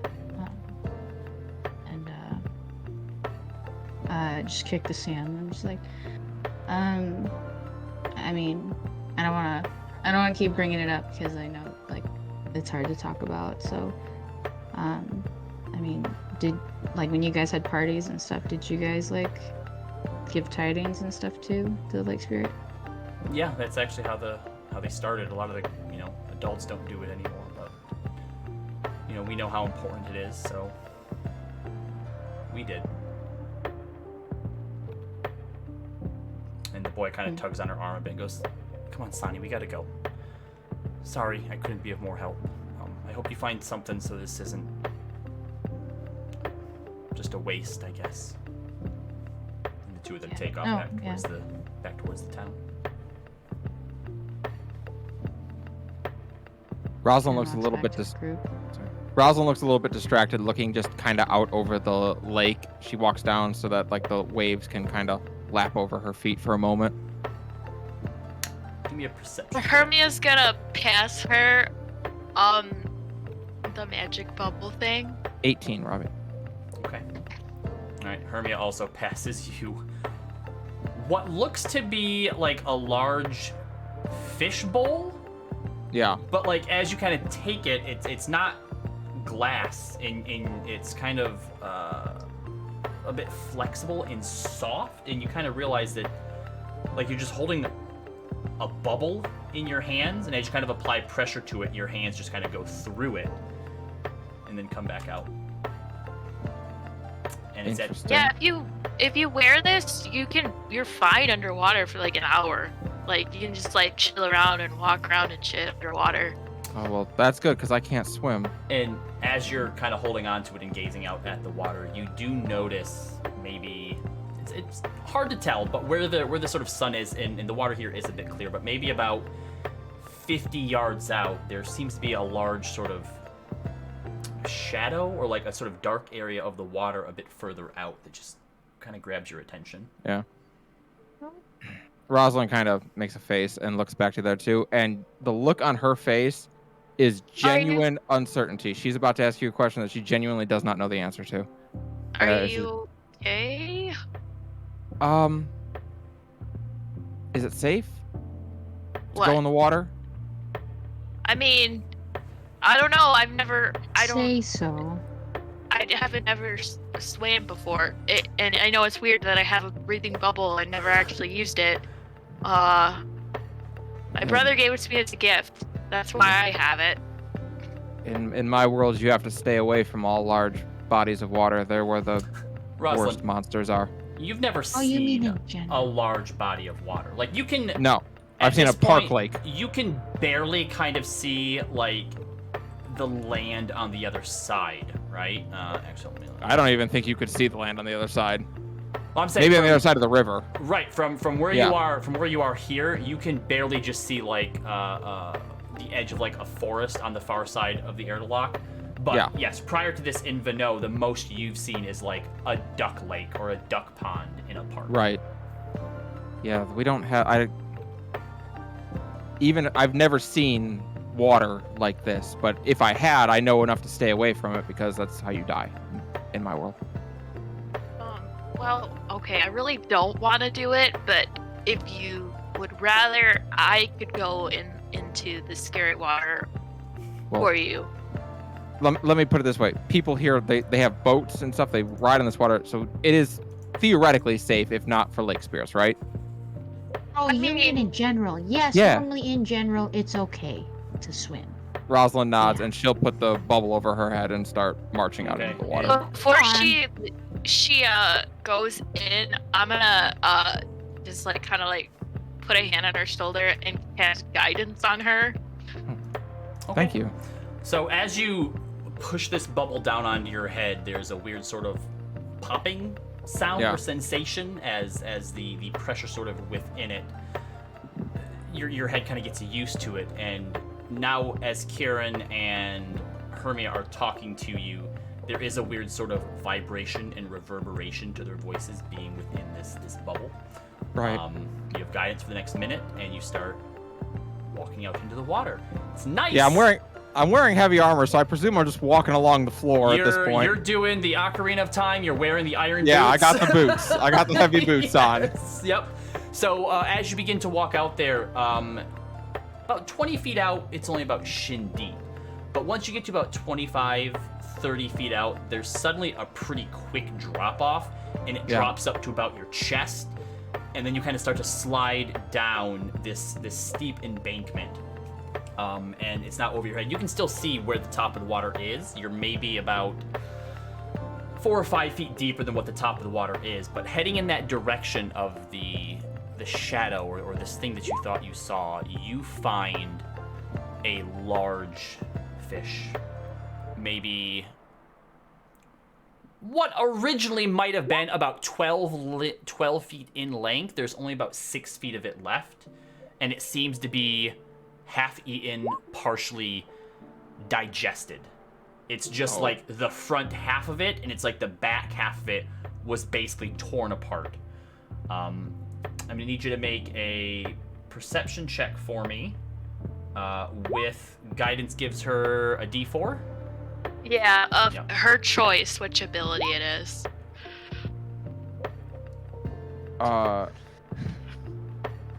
My choice, which ability Well, it is? whatever, Yeah, like- whatever you're making. So since it's a perception, you could add a D4 Okay. to the perception check. Okay, yeah. Yeah. All right, how about, let's see, 17 plus 3 is 20. Okay. So as you kneel down in the water, if it wasn't for the fact that you had this bubble on you, it'd probably be a little bit harder to see. But again, the water is relatively clear. It looks like it's a bit older. There's not like any, blood or anything trailing out from it or makes it murky or whatnot. But as you're starting to take a look at it, you do notice in its teeth, it seems that whatever was trying to eat it or attack it, it attempted to fight back. This thing does have very sharp, large teeth in it. It's not something that you would want to see normally, and it kind of freaks you out a little bit that you're in the water with, there's maybe more of these around there, you don't know. Yeah. But you do find lodged in its, that there's some defensive wounds around its teeth, and then back where it was actually eaten from, because it has very tough, rough scales on it, that there are these sort of smaller red scales or a piece of something like red and rubbery that's sort of lodged between some of the scales. Like something artificial? No, it is natural, but you think that with how rough the scales are, that whatever was attempting to eat it, maybe some of its skin or something tore off in its scales. Can I try and get up and like yank a piece of it off? Yeah, easy enough to kind of pull some of the whatever this flesh or this material is out from between the scales. Okay, so she'll grab that and kind of force it down into her pack without letting anything else fall out. Do I see anything else of relevance? Do I recognize the creature at all? Do I know what it is? No, I wouldn't know. I'd have no idea. No, you've had Yeah. no idea whatsoever. Yeah. she's just like, okay, well, I hate that lives under the water, so I'm gonna leave now. Hermia and Kieran, go ahead and make perception checks for me while you're waiting up top.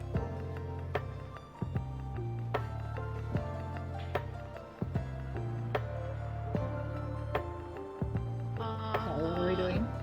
Perception checks. Perception. I get I don't know why I'm having such a hard time right now. 18. There we go. 14. Okay, so Rosalind, you begin to make your way back. Yeah. I need you to make an athletics check for me as you get to this sort of steep embankment and realize you might not just be able to walk back up this. Oh. All right. Well, I'm good at athletics at least. I will say, I don't know if you saw in the chat, but Hermia like started panicking as soon as Rods left and started waiting out after her. That's perfect. Yep, that's perfect. Great. 19. Karen's Okay. gonna be 15 plus holding her back. So yeah, so you kind of get back over to it and realize, oh god, I can't swim. Oh god, my armor's gonna make it really, really hard to get back up. And you start to kind of hyperventilate for a second before you start to think back to whichever teachings from whichever of your aunts or uncles that you need Probably to. and or in for handling crisis situations. Yep, deep breaths, take a moment. You know, you have at least an hour with this thing on your head. Yep. And you go through, you start to find areas where you can reach in and actually find rocks and begin to slowly kind of climb your way up there. Hermia, while you're waiting and you're sort of wading out, it's up to about your waist. You're looking up and down I mean, you know where she went, but you're still kind of just panicking and looking up and down the beach and through the water. And something catches your eye. Maybe 30 yards further up the beach, you see two... You have no idea what it is. It looks to be about the size of a human head, maybe. Two small lumps just kind of in the water there with the shore kind of washing up and down off of them. Okay, I'm gonna go over to where those lumps are. Okay. I'll be like, and tell Kieran to like watch for Roz. Kieran is just screaming from the shore. Just, Is screaming what? I'm just screaming like, just save yourself. Don't go in there. Thanks, Kieran. All right, so it takes you maybe a little bit longer than you would like, Rosalind, and you're a little bit more winded than you expected to be trying to lug, you know, basically all your armor and all of the extra weight from being wet, but you do get to the top, and eventually, Kieran, you see Rosalind's head with the bubble pop up out of the water as she begins to walk back towards you. And Rosalind, that's when you notice Hermia is further down the shore now, about 30 yards away from you. Oh. As you get closer to them, Hermia, fearing the worst, you do realize, okay, those aren't heads. Those are creatures of some sort. And as you get nearer to them, they are... Make a nature check for me real quick. Okay.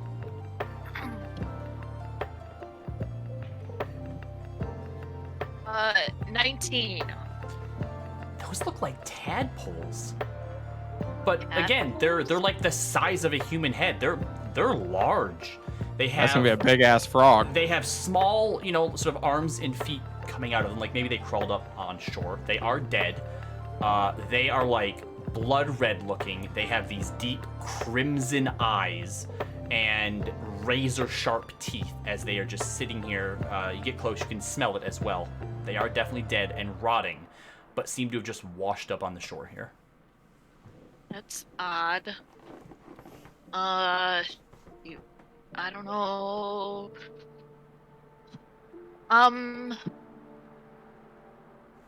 How far is the telepathy range? 150 feet, I think, or maybe even 100 feet. You're definitely way too far to use the telepathy for. I wasn't sure. Okay, well, I'm gonna kind of like. Is it like I don't want to like. I'm gonna poke one with my sword to see like to make sure it's really dead. Okay. Yeah, so you go ahead and you poke one with your sword, and the blade slips in very easily. And as you pull it out, it doesn't move. And you hear in your head, congratulations, you killed it.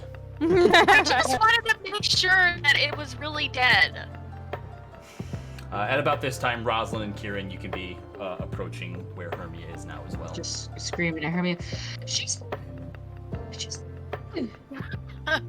Rosalind takes the bubble off her head and hands it back to Hermia. Thank you for that. That was You're unique. welcome. It worked very well. I'm glad it helped you. Look at this dead thing. What is that? I don't know. Oh, wait. Can I compare the flesh of this thing to the flesh that I pulled out of the thing's mouth? You can. Is it similar? Coloration seems to be similar, but the stuff that you pulled out seems to be a bit tougher.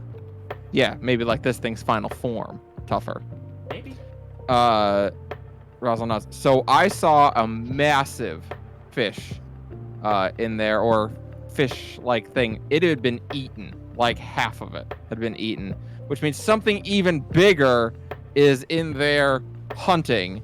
And I think I know what done happened to the people who've been in the water recently. You think, like, maybe, like, it had babies and somebody might have accidentally or on purpose, like, killed them, so now it's, like, on a rampage? I think more likely it's on a rampage, and as things do when they eat, they eventually procreate. Oh, okay, well, yeah. So I'm beginning to think, Rory was right. We might be looking at two different, like, cases.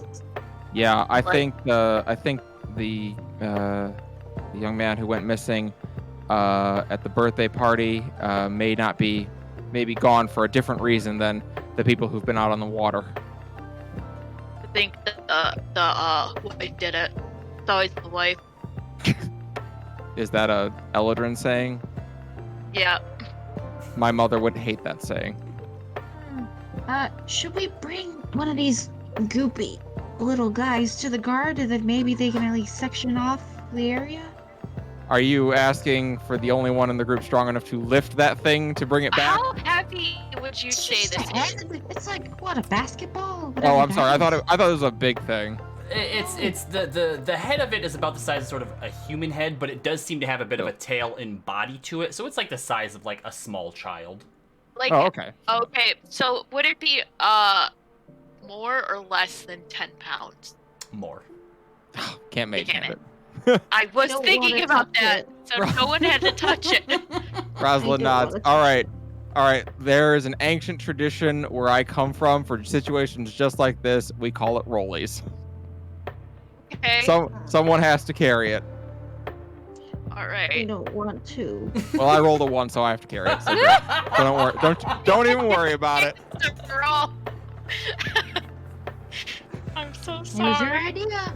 All right, Rosalind so- leans down and hefts one of them up over her shoulder. Yep. So as you pick it up and sort of heft the head of it over your shoulder, the two of you watch as the weight of it hits the shoulder as the head of this thing just slaws off the rest of the body, and Ah! nearly like sort of halfway between coagulation of whatever the insides of this thing is, mostly blood-like stuff, just smears down Rosalind's backside. Oh, And the God. smell, Oh, well. you didn't think when you emerged from a gelatinous cube that In you a would sewer. ever smell anything worse than that. You were wrong. I'd like all three of you to make Constitution saving throws. Oh god. Looking at the other one. Another one. Oh, Rosalind immediately starts vomiting. No, Ross. No. That's a dirty 20. Okay, Kieran turns away and you can hear her like hacking and coughing, but she keeps it down. I got an 18. Hermia also manages to keep it down. But looking at the other one, Mhm. is it possible to determine like cause of death? Like, was it like did something try to eat it, or did it get stuck on shore? Make a nature check at disadvantage. Okay.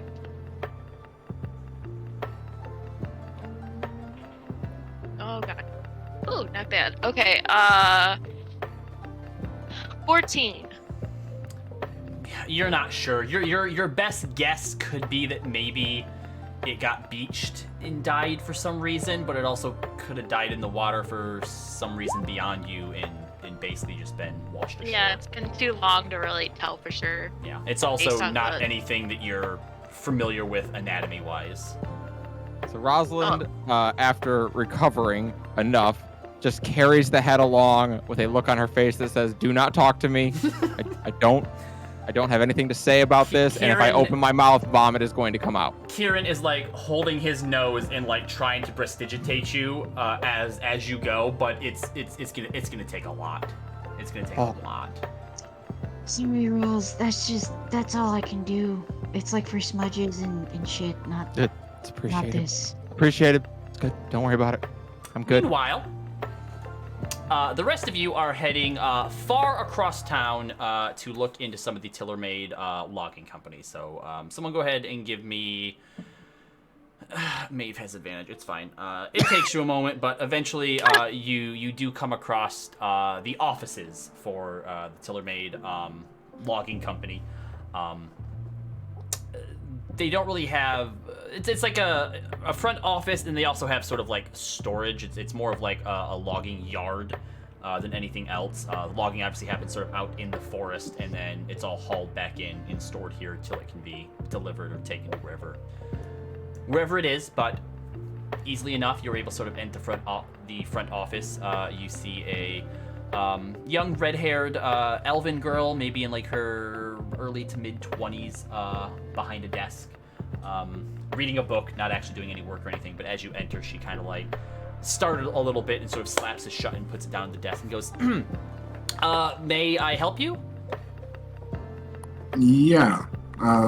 We're looking into the disappearances around town, and The ones out by the docks and in the lock? yeah. But your boss's brother-in-law was missing. I was seeing if maybe he interacted with some of the workers around here. Sorry, Mr. Tiller-made or Lester? Lester. No, he never came around here, really. A few years ago, Mr. Tiller-made had, given him a chance to try and, manage stuff around here, but his penchant for fine elven wines didn't make him a great fit. So, after an accident that nearly lost one of our workers their arm, Mrs. Tiller-made barred him from setting foot here. Okay. Who was the person that almost lost their arm? That was before I actually started working here. I've only been here for about a year, but, people talk. Okay. Do you mind if I have a look around the premise? Sorry. Who are you? We're working for the Crown's Guard. We're an adventuring group, kind of specializes in finding people. Pretty good at it. Okay. Go ahead and make a persuasion check, Leo. While he's doing that, could I make an insight check? Yeah, what are you trying to insight? Obviously I can't read his mind, but I guess I'm just trying to figure out, like, does he seem more secretive or more nervous, if that makes sense? Yeah, go ahead, make an insight check. That's a 14 plus 2, so 16. Okay. Well, I didn't do so well. 11. She does seem to be a bit on edge. 3 random people, or is there 4 of you? How many people? I think it's 3. 4. 3. Leaf's not here. Correct, 3. Yeah, seems to be a little bit more sort of taken aback by the fact that 3 random people have came in and are like, hey, can we snoop around? But she's like, I guess I could give you a quick tour around the backyard if that will suffice. Normally you'd have to get express permission from the tiller maids to do such, but if you think it'll help find Lester, I heard though that he was maybe kidnapped or killed by a dragonborn. Maybe, but signs kind of point towards that he was brought somewhere else other than the beach. That's why we're here. Oh, okay, sure. Yeah, one second. And she stands up and grabs a cloak off of a rack next to the thing and grabs some keys and goes and undoes the door in the back. Very some sort of small front office. Takes you out back, and essentially you would have seen it on your approach up, but it's a large sort of fenced-in area with just piles and piles and piles of different types of logs and woods. Some of them have actually been sort of cut down and processed. Some of them are still just large trunks, felled trees. But she takes you around, sort of look around and stuff. There are a few other workers in there as well, doing various tasks and of the sort. Is there anything in particular you were looking for, or that you would like to ask about? I'd like to check out your tool shed. Sure, yeah. And she takes you over to a smaller, a little bit bigger than a shed, not quite a warehouse, though. But there's a few men in there who seem to be servicing some of the tools, but takes you in, and various forms of, tools of the trade for lumbering and taking down trees, being able to scale them, such like that. But you are free to sort of take your own stock of the area. I'm mainly looking at the ground to see if there's any trapdoors or anything like that, or a rug out of place. So taking a look around, a lot of it, if there were, it wouldn't be too hard to find it. There's a lot of open space in here. Most of the tools are sort of on walls or higher up on, sort of like pegboards and stuff like that. There are a few larger sort of shelving units through the middle of it, and there is a desk near the front for inventory sort of purposes. But there's no rugs on the ground, so if there were any trapdoors, it'd be pretty easy for you to spot. And the majority of it also seems as though it has been built on a sort of solid, brick sort of foundation. So you are fairly certain with your background and sort of being able to sniff out hidden locations like that if there was one here, you'd see it, but it seems pretty clear. Is there a main office? That's where you had come in earlier when you had met her. Was there any other places besides that where the main desk was? No, that was basically just sort of one room sort of office building, basically just enough to have the desk in there as a point of contact when people first come in. But where the would the majority tiller of maid's office be? That is it for the tiller maid sort of logging company. Yeah, again, it's mostly just like a lumber yard more than anything else. Are there people who are working here all day? Asking the DM or the NPC? NPC, I'm sorry. Sun up till sundown. No night logging at all? No, that's pretty dangerous. Yeah, I understand that, but sometimes it happens. Try to meet quotas and such. No. I mean, the Star Wars has been pushing pretty hard for more of an output, but there's only one sure way to slow things down even more, and that's to have an accidental death on your hands. So the tiller maids are pretty good about treating the workers fairly. Okay. Do you guys have any other questions? I'm trying to think. Because we didn't catch your name, miss. Oh, Senna. Senna. I was wondering, and I'm going to put my hand on her shoulder and cast Charm Person. Hold on a second.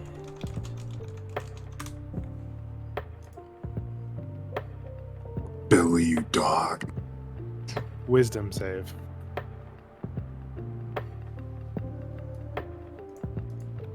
Yeah, okay. She kind of does flinch at it a little bit. Strange man attempting to touch her.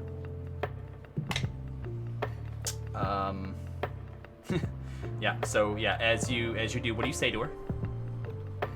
I was wondering if we could go back to the office. And No, and she pushes your hand off. I think maybe it's time for you to leave. What did you roll? An 18. Oh yeah. Woof. If there's anything else that you need, just sort of get that to me in a written form, and I will be sure to pass that on to the Tillermates. Yes, I apologize for my friend here. He's a little creepy. Yeah. Just kind of look at Roy like, come on, man. And she escorts you back through the offices and back out the front. I think, Roy, I'm gonna have to come back here alone at night to kind of snoop around. I think this is a dead end more than that. There's not much they can hide here. I was hoping we could get her to show some documentation in there, but there's not a lot in this operation. It's a lumber yard. If anything's there, it's probably in their main estate. Probably. And with the sun going down and when the gamblers come out, maybe we work two sides. Someone breaks in and someone talks to the dockmaster. We meet up with your friends and see if they found anything at the lake. Fair enough. If it helps at all, I can turn invisible. Oh, if you want to go back in there real quick and grab some logs, if you know what those look like. Were there any windows in the office area? 2 front-facing windows on either side of the door. Huh. Is it just Senna that's in there? Yes. How quiet can you be? I mean, I get +7 to stealth, so decently quiet, I guess. How about this? I forgot something in there. You walk in behind me, Okay. and you rummage through shit when I asked her about my dagger that I accidentally dropped. You stay out here, Roy, because you creep her out. I'll do my best. I could have a distraction from the outside. All right. I will cast invisibility on myself. Okay. And I will proceed to walk through the door and be like, sorry to bug you. I think one of the logs out back snagged one of my daggers. Can we, go look for it real quick? I want to, as the doors opened, cast prestidigitation to cause a small wind to blow through. And do what? Just blow through? Ruffle some papers and stuff. Oh, To okay. get some things moving so Maeve can look around without touching anything. As some of the papers on the desk kind of begin to fly, she kind of... Also, to make Leo's hair flow to look more Sure. She puts her hands on him to sort of smack him down a bit and goes, could you shut the door, please? Yep, and I shut the door. I don't care if Maeve's in it or not. Did you make it inside, Maeve? I hope so. Otherwise, is it an unlocked door? As far as you are aware. All right. Well, I can use thaumaturgy. If you wanted to have made it inside, it's fine. You could have. Okay, I would have. Otherwise, I can use thaumaturgy to just open the door. Okay. So yeah, you make it inside. Make a persuasion check for me, Leo.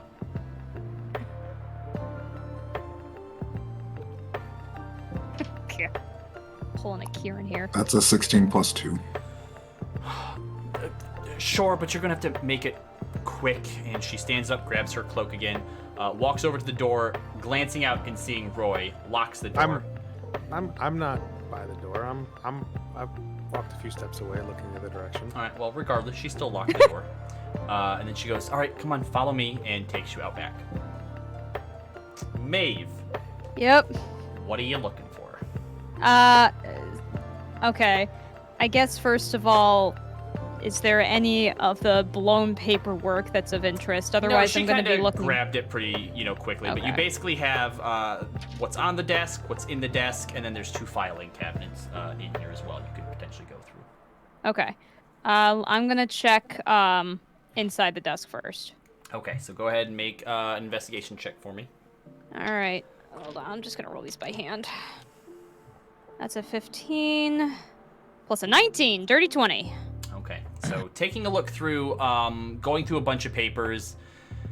You're from a small village. You don't know what half of this stuff really necessarily means, especially as at a quick glance. Yeah. Heading through some of the drawers, though, you do, however, find a small, an odd sort of long box. It's maybe about a foot long, an inch and a half wide, and maybe about an inch and a half tall as well.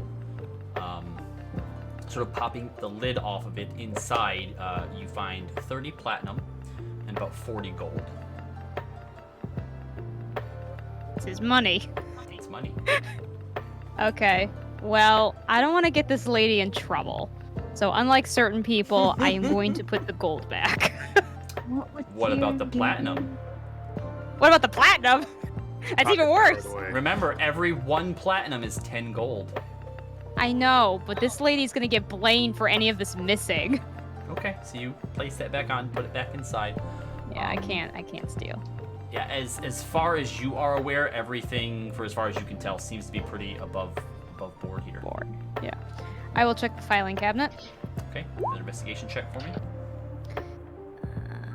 That is a 16, and that's an 11, so 17 total. Okay, taking a quick look through, there seems to be folders labeled from like certain cities. You see Bysay Tile in there, Rex and Trim, Zadash, Druv and Load. It seems to be orders and sort of shipping manifests and stuff like that. Another one seems to have, at a quick glance, what you think to be employment records, maybe. But once again, nothing really jumps out to you as being, out of place or suspicious. Okay. And I guess I'll just check on top of the desk, lastly. But not putting a lot of stock in that. Yep, just a lot of the same. Okay. Alright, no hidden safes? Not that you can see. Can I make an investigation roll for hidden safes? Go for it. Roll That's for a safe. 10. That's another 10. 11! Damn it! Nope, no hidden 11. safes. No hidden safes. Alright. Nothing I can see. There's a window. Yeah, there's 2 windows on either side of the door coming in that just look out towards the front of the office. Okay. I'm sorry I didn't steal the gold, folks, but I'm worried about Senna. I will, open the door to slip out. Okay. And then easy close enough. it again. Yep, easy enough to do. After a few moments, Leo, whether you decide, oh, hey, here's my dagger, which with your sleight of hand, you're easy enough to do. Yeah. But, eventually, probably, if you don't do that within 5 minutes, she basically is like, all right, well, I guess maybe you didn't drop it or it wasn't dropped here, and she escorts you back. I would do it within like 5 minutes, giving Okay. Maeve enough time. So Yeah. All right, so yep, you escort her, or she escorts you back out and takes her seat once you're back out the front door. I shrug once we're away from her. Found some money, but otherwise just shipping documents and nothing that seemed out of the ordinary. nothing that seemed like shipments to Shady Creek Run or anything like that. Would I have seen something like that, Rob? Nope. You're obviously not Yeah. super familiar with the layout, but didn't seem like there were shipments anywhere further east than Rexentrum. No, just pretty much Rexentrum and not much further east than that. So we might just be dealing with a monster then. We might just be done with a monster. Well, let's hope maybe our beach team may have found a monster. So as you head back towards the docks, it is getting to be about sundown here as you all meet back up. Rosalind, Kieran, and Hermia, you would have definitely gotten there, I think, a lot earlier. So it's up to you if you just kind of hung out and waited for them to get back or not. Roz is gonna go over and talk to the dock master. Awesome. Okay. Yep. So you see now he's most of the docks have cleared out by now. There's a lot more boats and ships that are in sort of moored and whatnot. A lot of the workers have gone home. There's still a few others kind of moving stuff around. But he's sitting on a crate at this point, lighting his pipe. And as he sees you walk up, he goes, "Oh, Platinum Dragon, what did I do to deserve this? What do you want?" Rosalind looks like she is in a very sour mood all of a sudden, as she still is holding the head of this thing. You spend a lot of time out on the water, or did you used to? Yeah, used to, not anymore. That's why I'm the dock master now. I get certain privileges. Don't have to deal with all of that. Gotcha. Would you know? Well, do you know what this is? She holds up the head. What the bloody is that? It washed up on the shore about a half mile up the beach. 2 of them. Ugh. Ugh. God, it reeks. It sure does. Glad you noticed. No, I ain't never seen anything like that before. When I went into the water out there, I saw a fish bigger than some of the ships in this harbor. Actually, bigger than most of the ships in this harbor. Eaten. Kind of looks over the ships and looks back towards you. The great Erla Leviathan, then, you saw, eh? I saw the remains of something it ate, or the remains of it, I guess. Something bigger than it ate it. Oh, that was probably the Erla Leviathan, although she's just a myth. No one's actually seen her. Rosalind stands there holding this head of things and says, "Well, I can tell you it's not a myth." Interesting. What do you want me to do about it? Warn your fishermen that it's out there and it's eating people. Oh yeah. Go ahead and warn everyone that something's making people disappear, like they don't already know that, Missy. Now you know what it is. Yeah, fair enough. And he takes a few puffs from his pipe. No, maybe you should go and tell the guard. They're more likely to do something or care about it, I suppose. Rosalind nods. By the way, on that note, I heard that if I wanted to get if I had some gold in my pocket and was looking to make it some platinum, there might be a game available. Make a persuasion check. Persuasion check? All right. 22. His eyes narrow. And who'd you hear that from, little Missy? Keeping in mind that you are almost 3 times his height. Awesome. Oh, well, we've been asking around all day.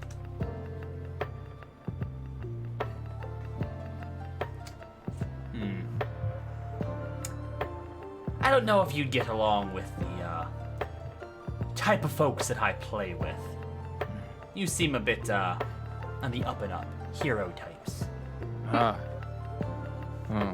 Yeah, type that goes out into the water and comes back with heads of monsters. Yeah, dumb hero types. I see.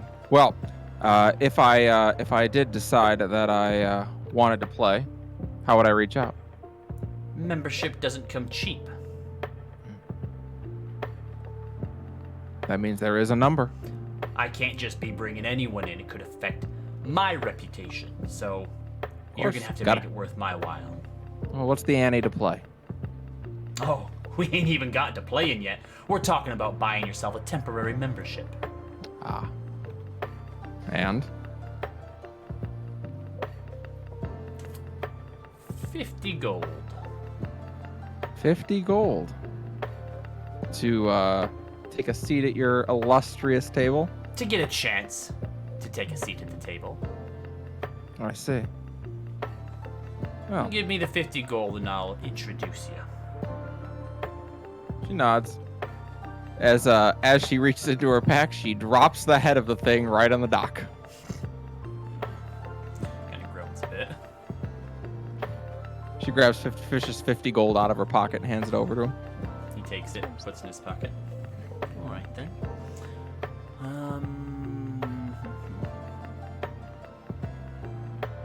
Where is my shop generator name? There it is.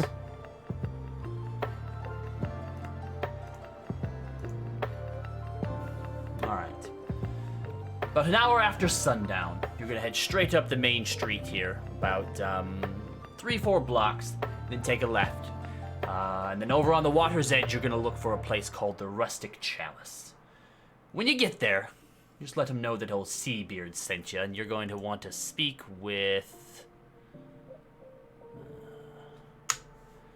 Rosario. Rosario. All right. She nods. Looking forward to playing. We'll see. And then she turns and goes back over to her group. She does leave the head there, by the way. Okay, She doesn't yep. take it. Yeah. And as you walk back over, you also see now that there is a soaking wet leaf that is standing there with an armful of... Did he find all the silver people have been throwing in? An armful of seaweed and also a silver necklace. Oh. Interesting. Rosalind is going to look at Kieran and kind of look very intensely. I have to ask you a question, and I need to get an honest answer out of you. Are you talking to her in her head or out loud? In her head, sorry. Oh, okay.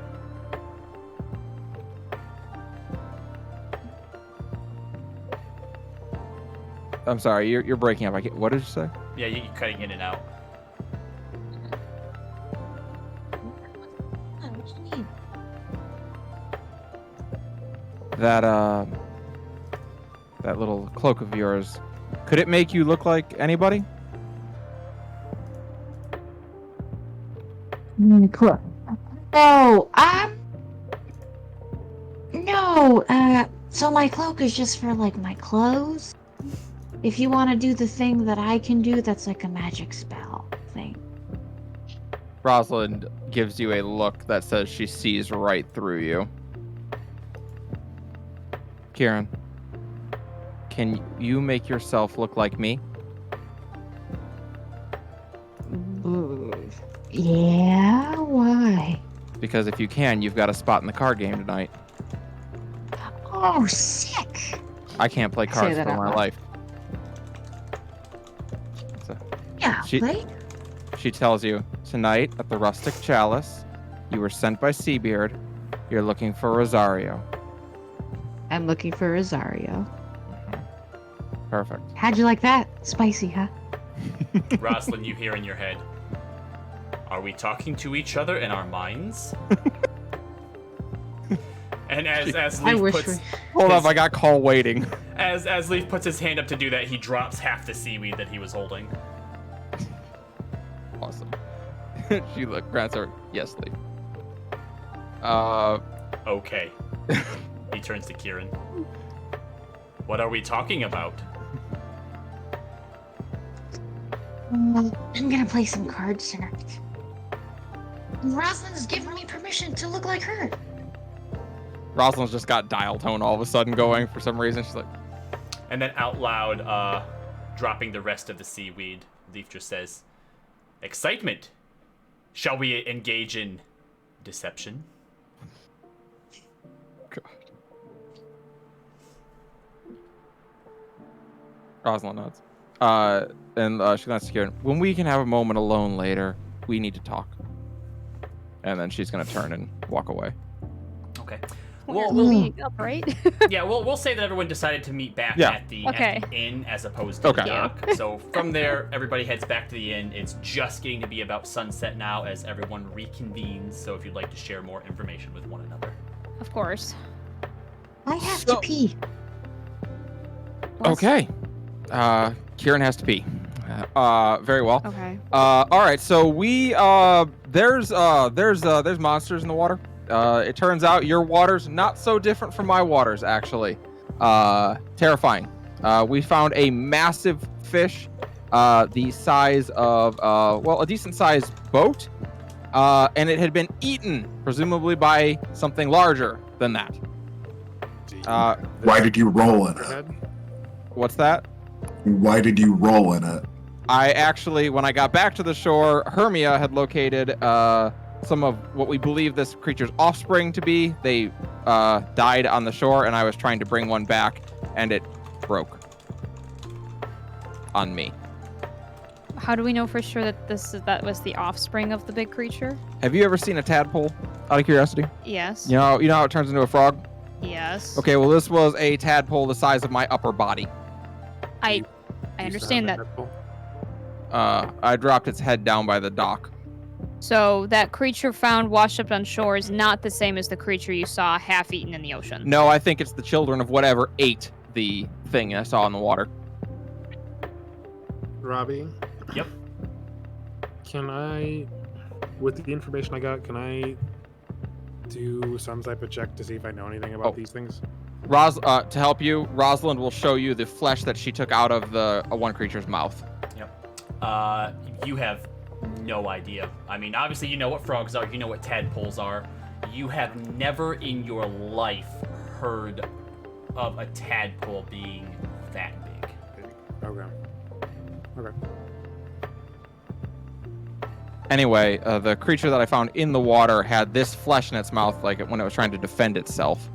And, well, I mean, I'm admittedly not an expert on marine life, but By the way, can I put this down now? I would really like to not hold it anymore. You can put it down. Thank you. And she just dropped it on the table. Wait, what is it? I thought you left the head at the dock. No, the flesh that she pulled out of the creature's maw. Yep. Did you tell the dockmaster? Yes, I did. I showed him the head. What did he say? He said he'd never seen anything like that before, but he said that what I was describing sounded like the heir to Leviathan. The heir to Leviathan? H-E-I-R? I did not ask for clarification. Heir to Leviathan. Yeah, the heir to Leviathan. So named after the heir to Locke. It's essentially their version. Got you. It's essentially their version of Nessie. And he wasn't shocked or worried? I would say he was surprised. I would not say that he treated it like it was something of an old fishing story. But I definitely think it's eating people. Well, there's one way we could find out about this, and I pull the head out and set it on the table. Oh. What do you know about the heir to the lock? The heir to Leviathan. Leviathan. Oh, you're asking. You're asking Elroy. Yeah. Oh, okay. I was like skull. confused. I was like, what head did you pull out? He kind of lets out a yawn and looks like he's stretching his missing, non-existent body. The heir to Leviathan. Leviathan. Leviathan is a great sea creature. The heir to Leviathan, though. The heir of the like a child. No, like no. A child of the Leviathan. Like from the heir to Locke. What's the heir to Locke? Okay. Maybe it's a folk tale and it's not. I'm from the Menagerie Coast. If you're asking me about like the Dwendalian Empire, I don't know anything. Can anyone ask him questions? Usually he only accepts one big question a day. Yeah, so this is by the way, they put what when he took it out looked to just be the head of a statue that then started talking. Are y'all in like the We're middle in the inn. of Yeah. the inn, or did you like go up to a room? I thought we were all like having dinner, so I don't know. I thought so too. Yeah, I think we're just down in the communal you guys area. are down in the inn, and now you are drawing eyes and attention to this weird talking statue head. Quick. Ask about the tadpole. Why are there people around?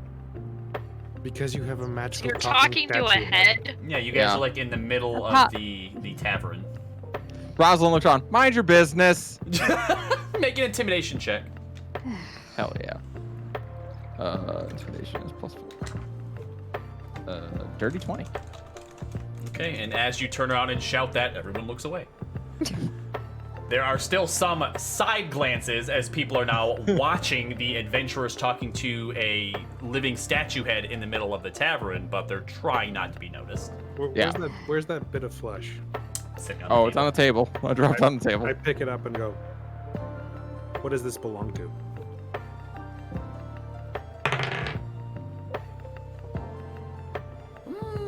Seems to be a corrupted creature of some sort. Exactly what it is, I don't know, but there is definite. And you watch as like his little rock tongue kind of comes out, and he sort of makes these sounds like he's like tasting the air around it. Definitely some sort of.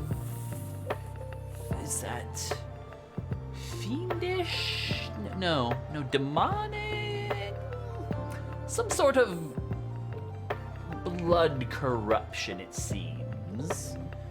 Perhaps related to our. And then you watch as his features begin to harden and the pupils vanish, and Elroy has used up his question for the day. Well, Did I break it? No. no, that's he does what that after you ask him a happens. question. No. Well, if it's demonic in nature, I could ask my sister. I haven't talked to her in a few days, but I could try. Where's your sister? In the abyss right now. She has a special communication line with her. The other thing is it could be related to our mission. We maybe need to look for another fisher. Yeah. Yeah. Good point. Russell's All right, like, I so- didn't even think about that. Oh my God, you're right. Yeah, no, it could be a portal. You're right. Fair enough. Okay. So, some sort of corrupted, massive monster out in the lake. That's what's eating people. It doesn't explain the one missing person that Roy asked us to find, though.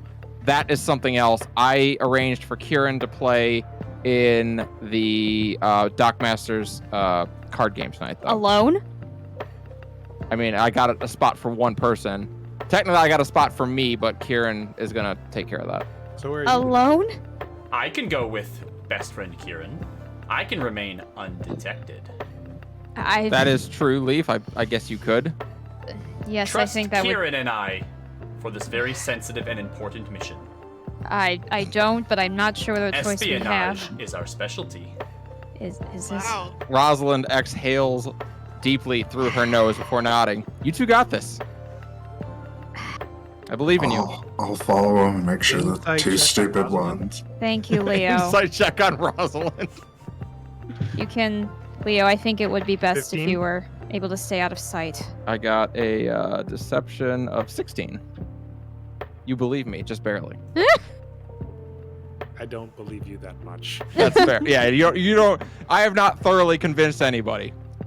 No offense to either Kieran or Leaf, but this is a sensitive mission. Leo, if you're able to stay out of sight, maybe you'll see something that they don't while everyone is in their game. Yeah, That may for also sure. be. I mean, there may be. Of course, the game has information, but maybe there's things happening around the game that someone from the outside could see. Given the nature of who Kieran is going to have to disguise themselves as, I'm going to have to stay here tonight because if someone sees me and Kieran, that's going to create a bit of a stir. Yeah, why don't you head up to your room? Before I do, Kieran. Kieran, would you care to join me? I need to make sure that you can actually pull off me. Oh boy. I mean, Kieran's in the bathroom. Gotcha. Can't be that hard. I'm gonna go up to my room and forget I heard that. Point of order. Kieran will also need your clothes and armor. That's what I was about to suggest before. Acting lessons. Yeah, you're right. Leaf, I will provide my clothes and armor to you. Do you need Very extra well. clothes? I will get under the blankets in my room. We could look for extra clothes. I'm sure I can find an extra set of clothes. I have underclothes I can wear. All right. Rosalind goes up to her room to change out of her clothes into some spare clothes. All right. Kieran, do you come out of the bathroom at some point? I actually wanted to go to my room. Okay. Oh, okay. You head up to your room then. Yeah. I think you guys got 3 rooms and you were sharing, if I remember correctly. Yeah, Leaf- Yes. Leaf yeah, and Kieran Leaf had a room. and Yep, Kieran sure had a enough. room, yeah. Okay, so yep, you are up in your room, Kieran. Okay. I'm gonna go. I'm gonna set the box right under the bed, and then I'm gonna set the box. Jump into the box. All right, so jumping into the box, you find yourself in what seems to be a sort of seedy bar. There's sort of a long bar with stools sort of in front of it. You see behind it, sort of wiping down the table, is Gil in what seems to be sort of like a nice, sort of black and white kind of vest. You know, he has a towel over one of his hands. There is a very light sort of smoky atmosphere to it. And in the middle of the bar, sitting across from one another, you see two more Gils. And one of them slams his hand on the table and goes, "That's not a word! I'm checking the dictionary now." And picks up the thing and starts like leaf through it. And the other one sort of sits back and looks over and goes, "Ah, Kieran, my boy, just in time. We're taking a bit of a break here in the midst of our game. What can I do for you?" First, can I get a lucky Kieran? A what? A lucky Kieran. Oh, yes, that silly drink that you invented when you were in the Elf Town or whatever. It's pretty No, good. we only serve men's drinks here. Why don't you go ahead and get the boy a rum? God. And you watch as he turns around and Okay. pours a cup of rum and slides it over to you. Yeah, I can totally take hard liquor. Wait, no, I didn't come here to drink. What am I doing? So where? I think I'm in some hot water right now. I don't know why, but for the past few days I've been a little out of it, and I've been meaning to talk to you because remember that assassin lady? No, Kieran, I can't be bothered to remember all the little things that you run into and all the details of your life. I have my own life here that I happen to I be know, you're right. attempting to live within the confines of a box that you promised to help me get out of. I know, and I'm working on it. I promise, I'm working on it. It's just so. Anyways, the assassin, you know, I finally talked to her, and guess what? She's like me. All right. And I don't know. I'm very conflicted about it. I don't know how to feel. Like happy, like what, like But she talked to Rosalind, and I don't know if they told Rosalind. I don't think you know that yet. Wait, does she? Did you mention Rosalind to anyone? That I you don't. met I with don't me? know. I don't know that the assassin told, but I know that Rosalind talked to the assassin. Rosalind told everyone that she had Gotcha. talked to the assassin. Fair enough. All right. And Rosalind has been giving me very pointed looks All right. lately. Yeah. What is the issue then? The assassin isn't traveling with you. I think you're all part of the little, Save the World Club or whatever. So. Yeah, but what do I do if Roz does know? Kieran, look, I cannot always be bailing you out of these situations that you get into, all right? I know that the first instinct of yours is just run away and leave these problems behind you, but we finally have a line with this Mr. Black on getting one of the materials that I need. So I'm going to need you to focus up for once, take responsibility for your actions, and figure this out. Do you think you can do that? Just for once in your life, Kieran, do you think maybe you can deal with your problems? Just this once. For my sake.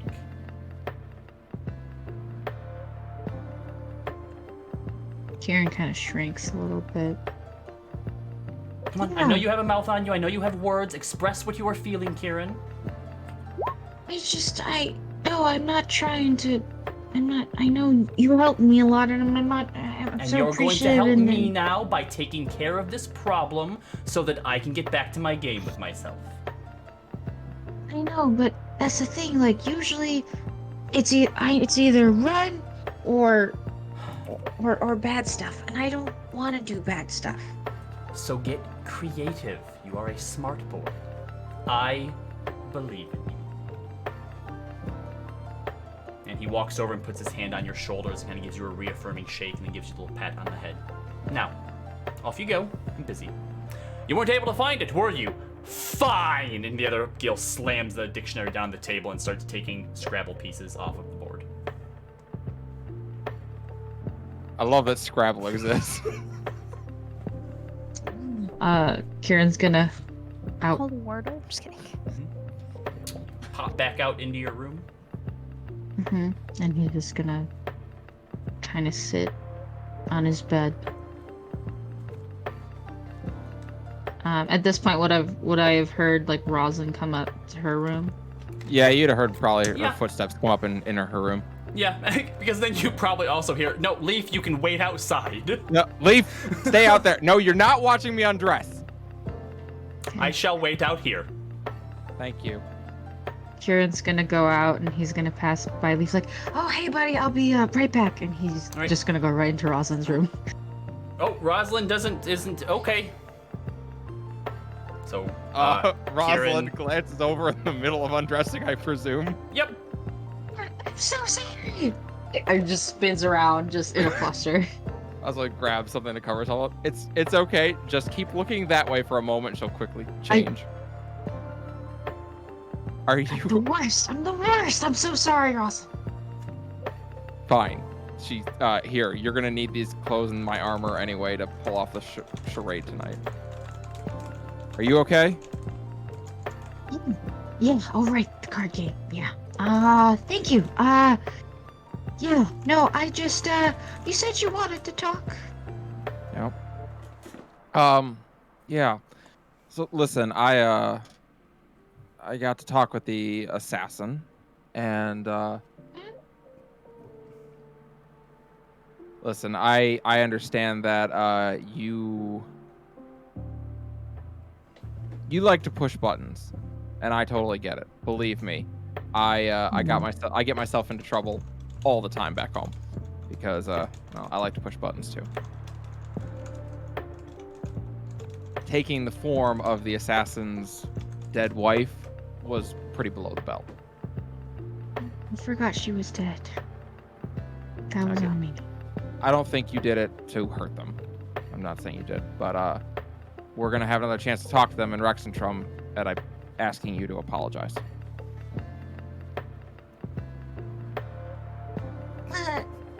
I mean, I don't know, Roz. I mean, I feel bad about it. I do. And, like, from a distance, I'll apologize. But I don't know if the assassin cares about me that much to want that from me. She may not. She may not be interested to hear your apology at all, but you should still offer it. You do owe it to them. Oh.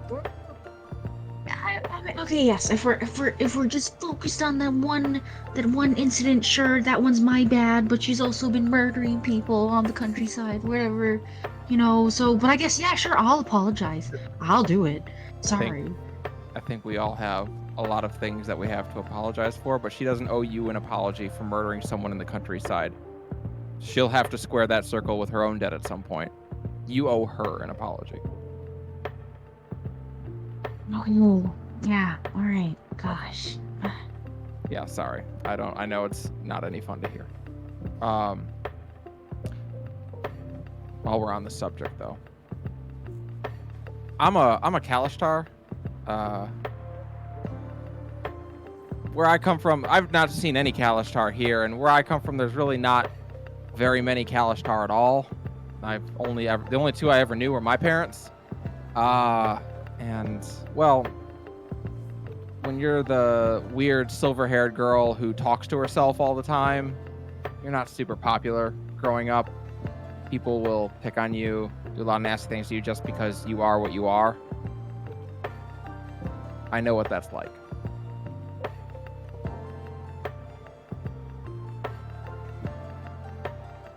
Okay.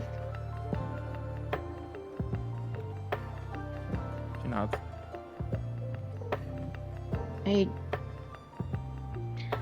I mean, if you're thinking that I'm lonely or that I was picked on, you know, as a kid, I don't think I you mean, were picked on. I think you were hunted. Kieran goes serious.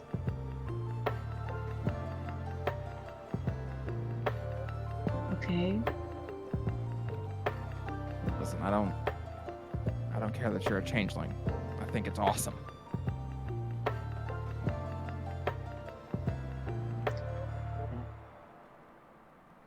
please don't say that in front of me.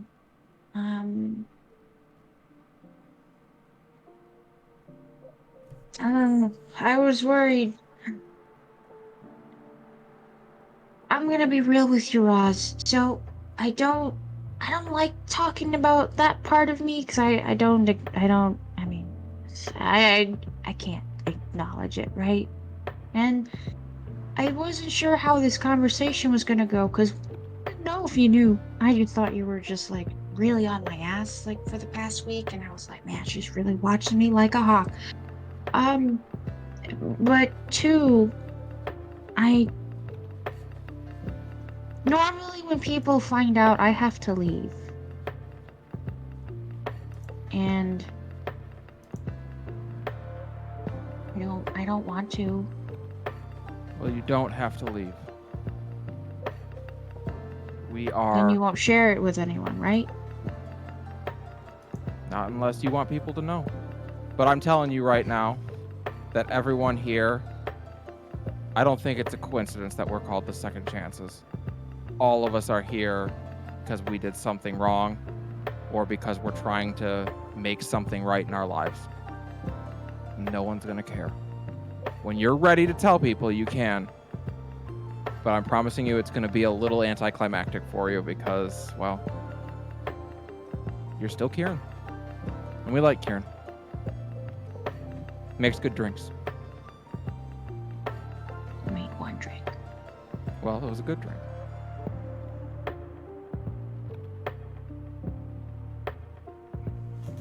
So you still trust me? Yeah. If I didn't trust you, Kieran, we wouldn't have the conversation. We wouldn't talk about it. There wouldn't be any need to. I would just make my peace that we aren't going to work together. But I do trust you.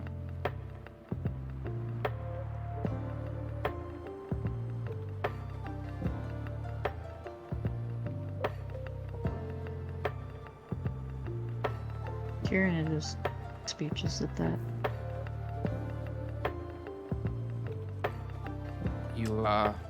I'm pretty sure you'll be able to look the part properly tonight.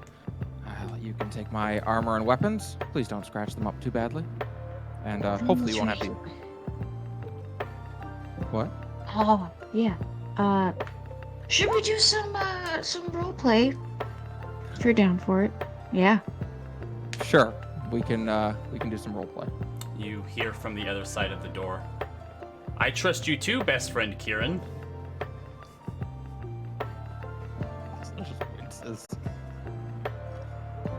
And Like I that's say. where we will go ahead and end tonight's session.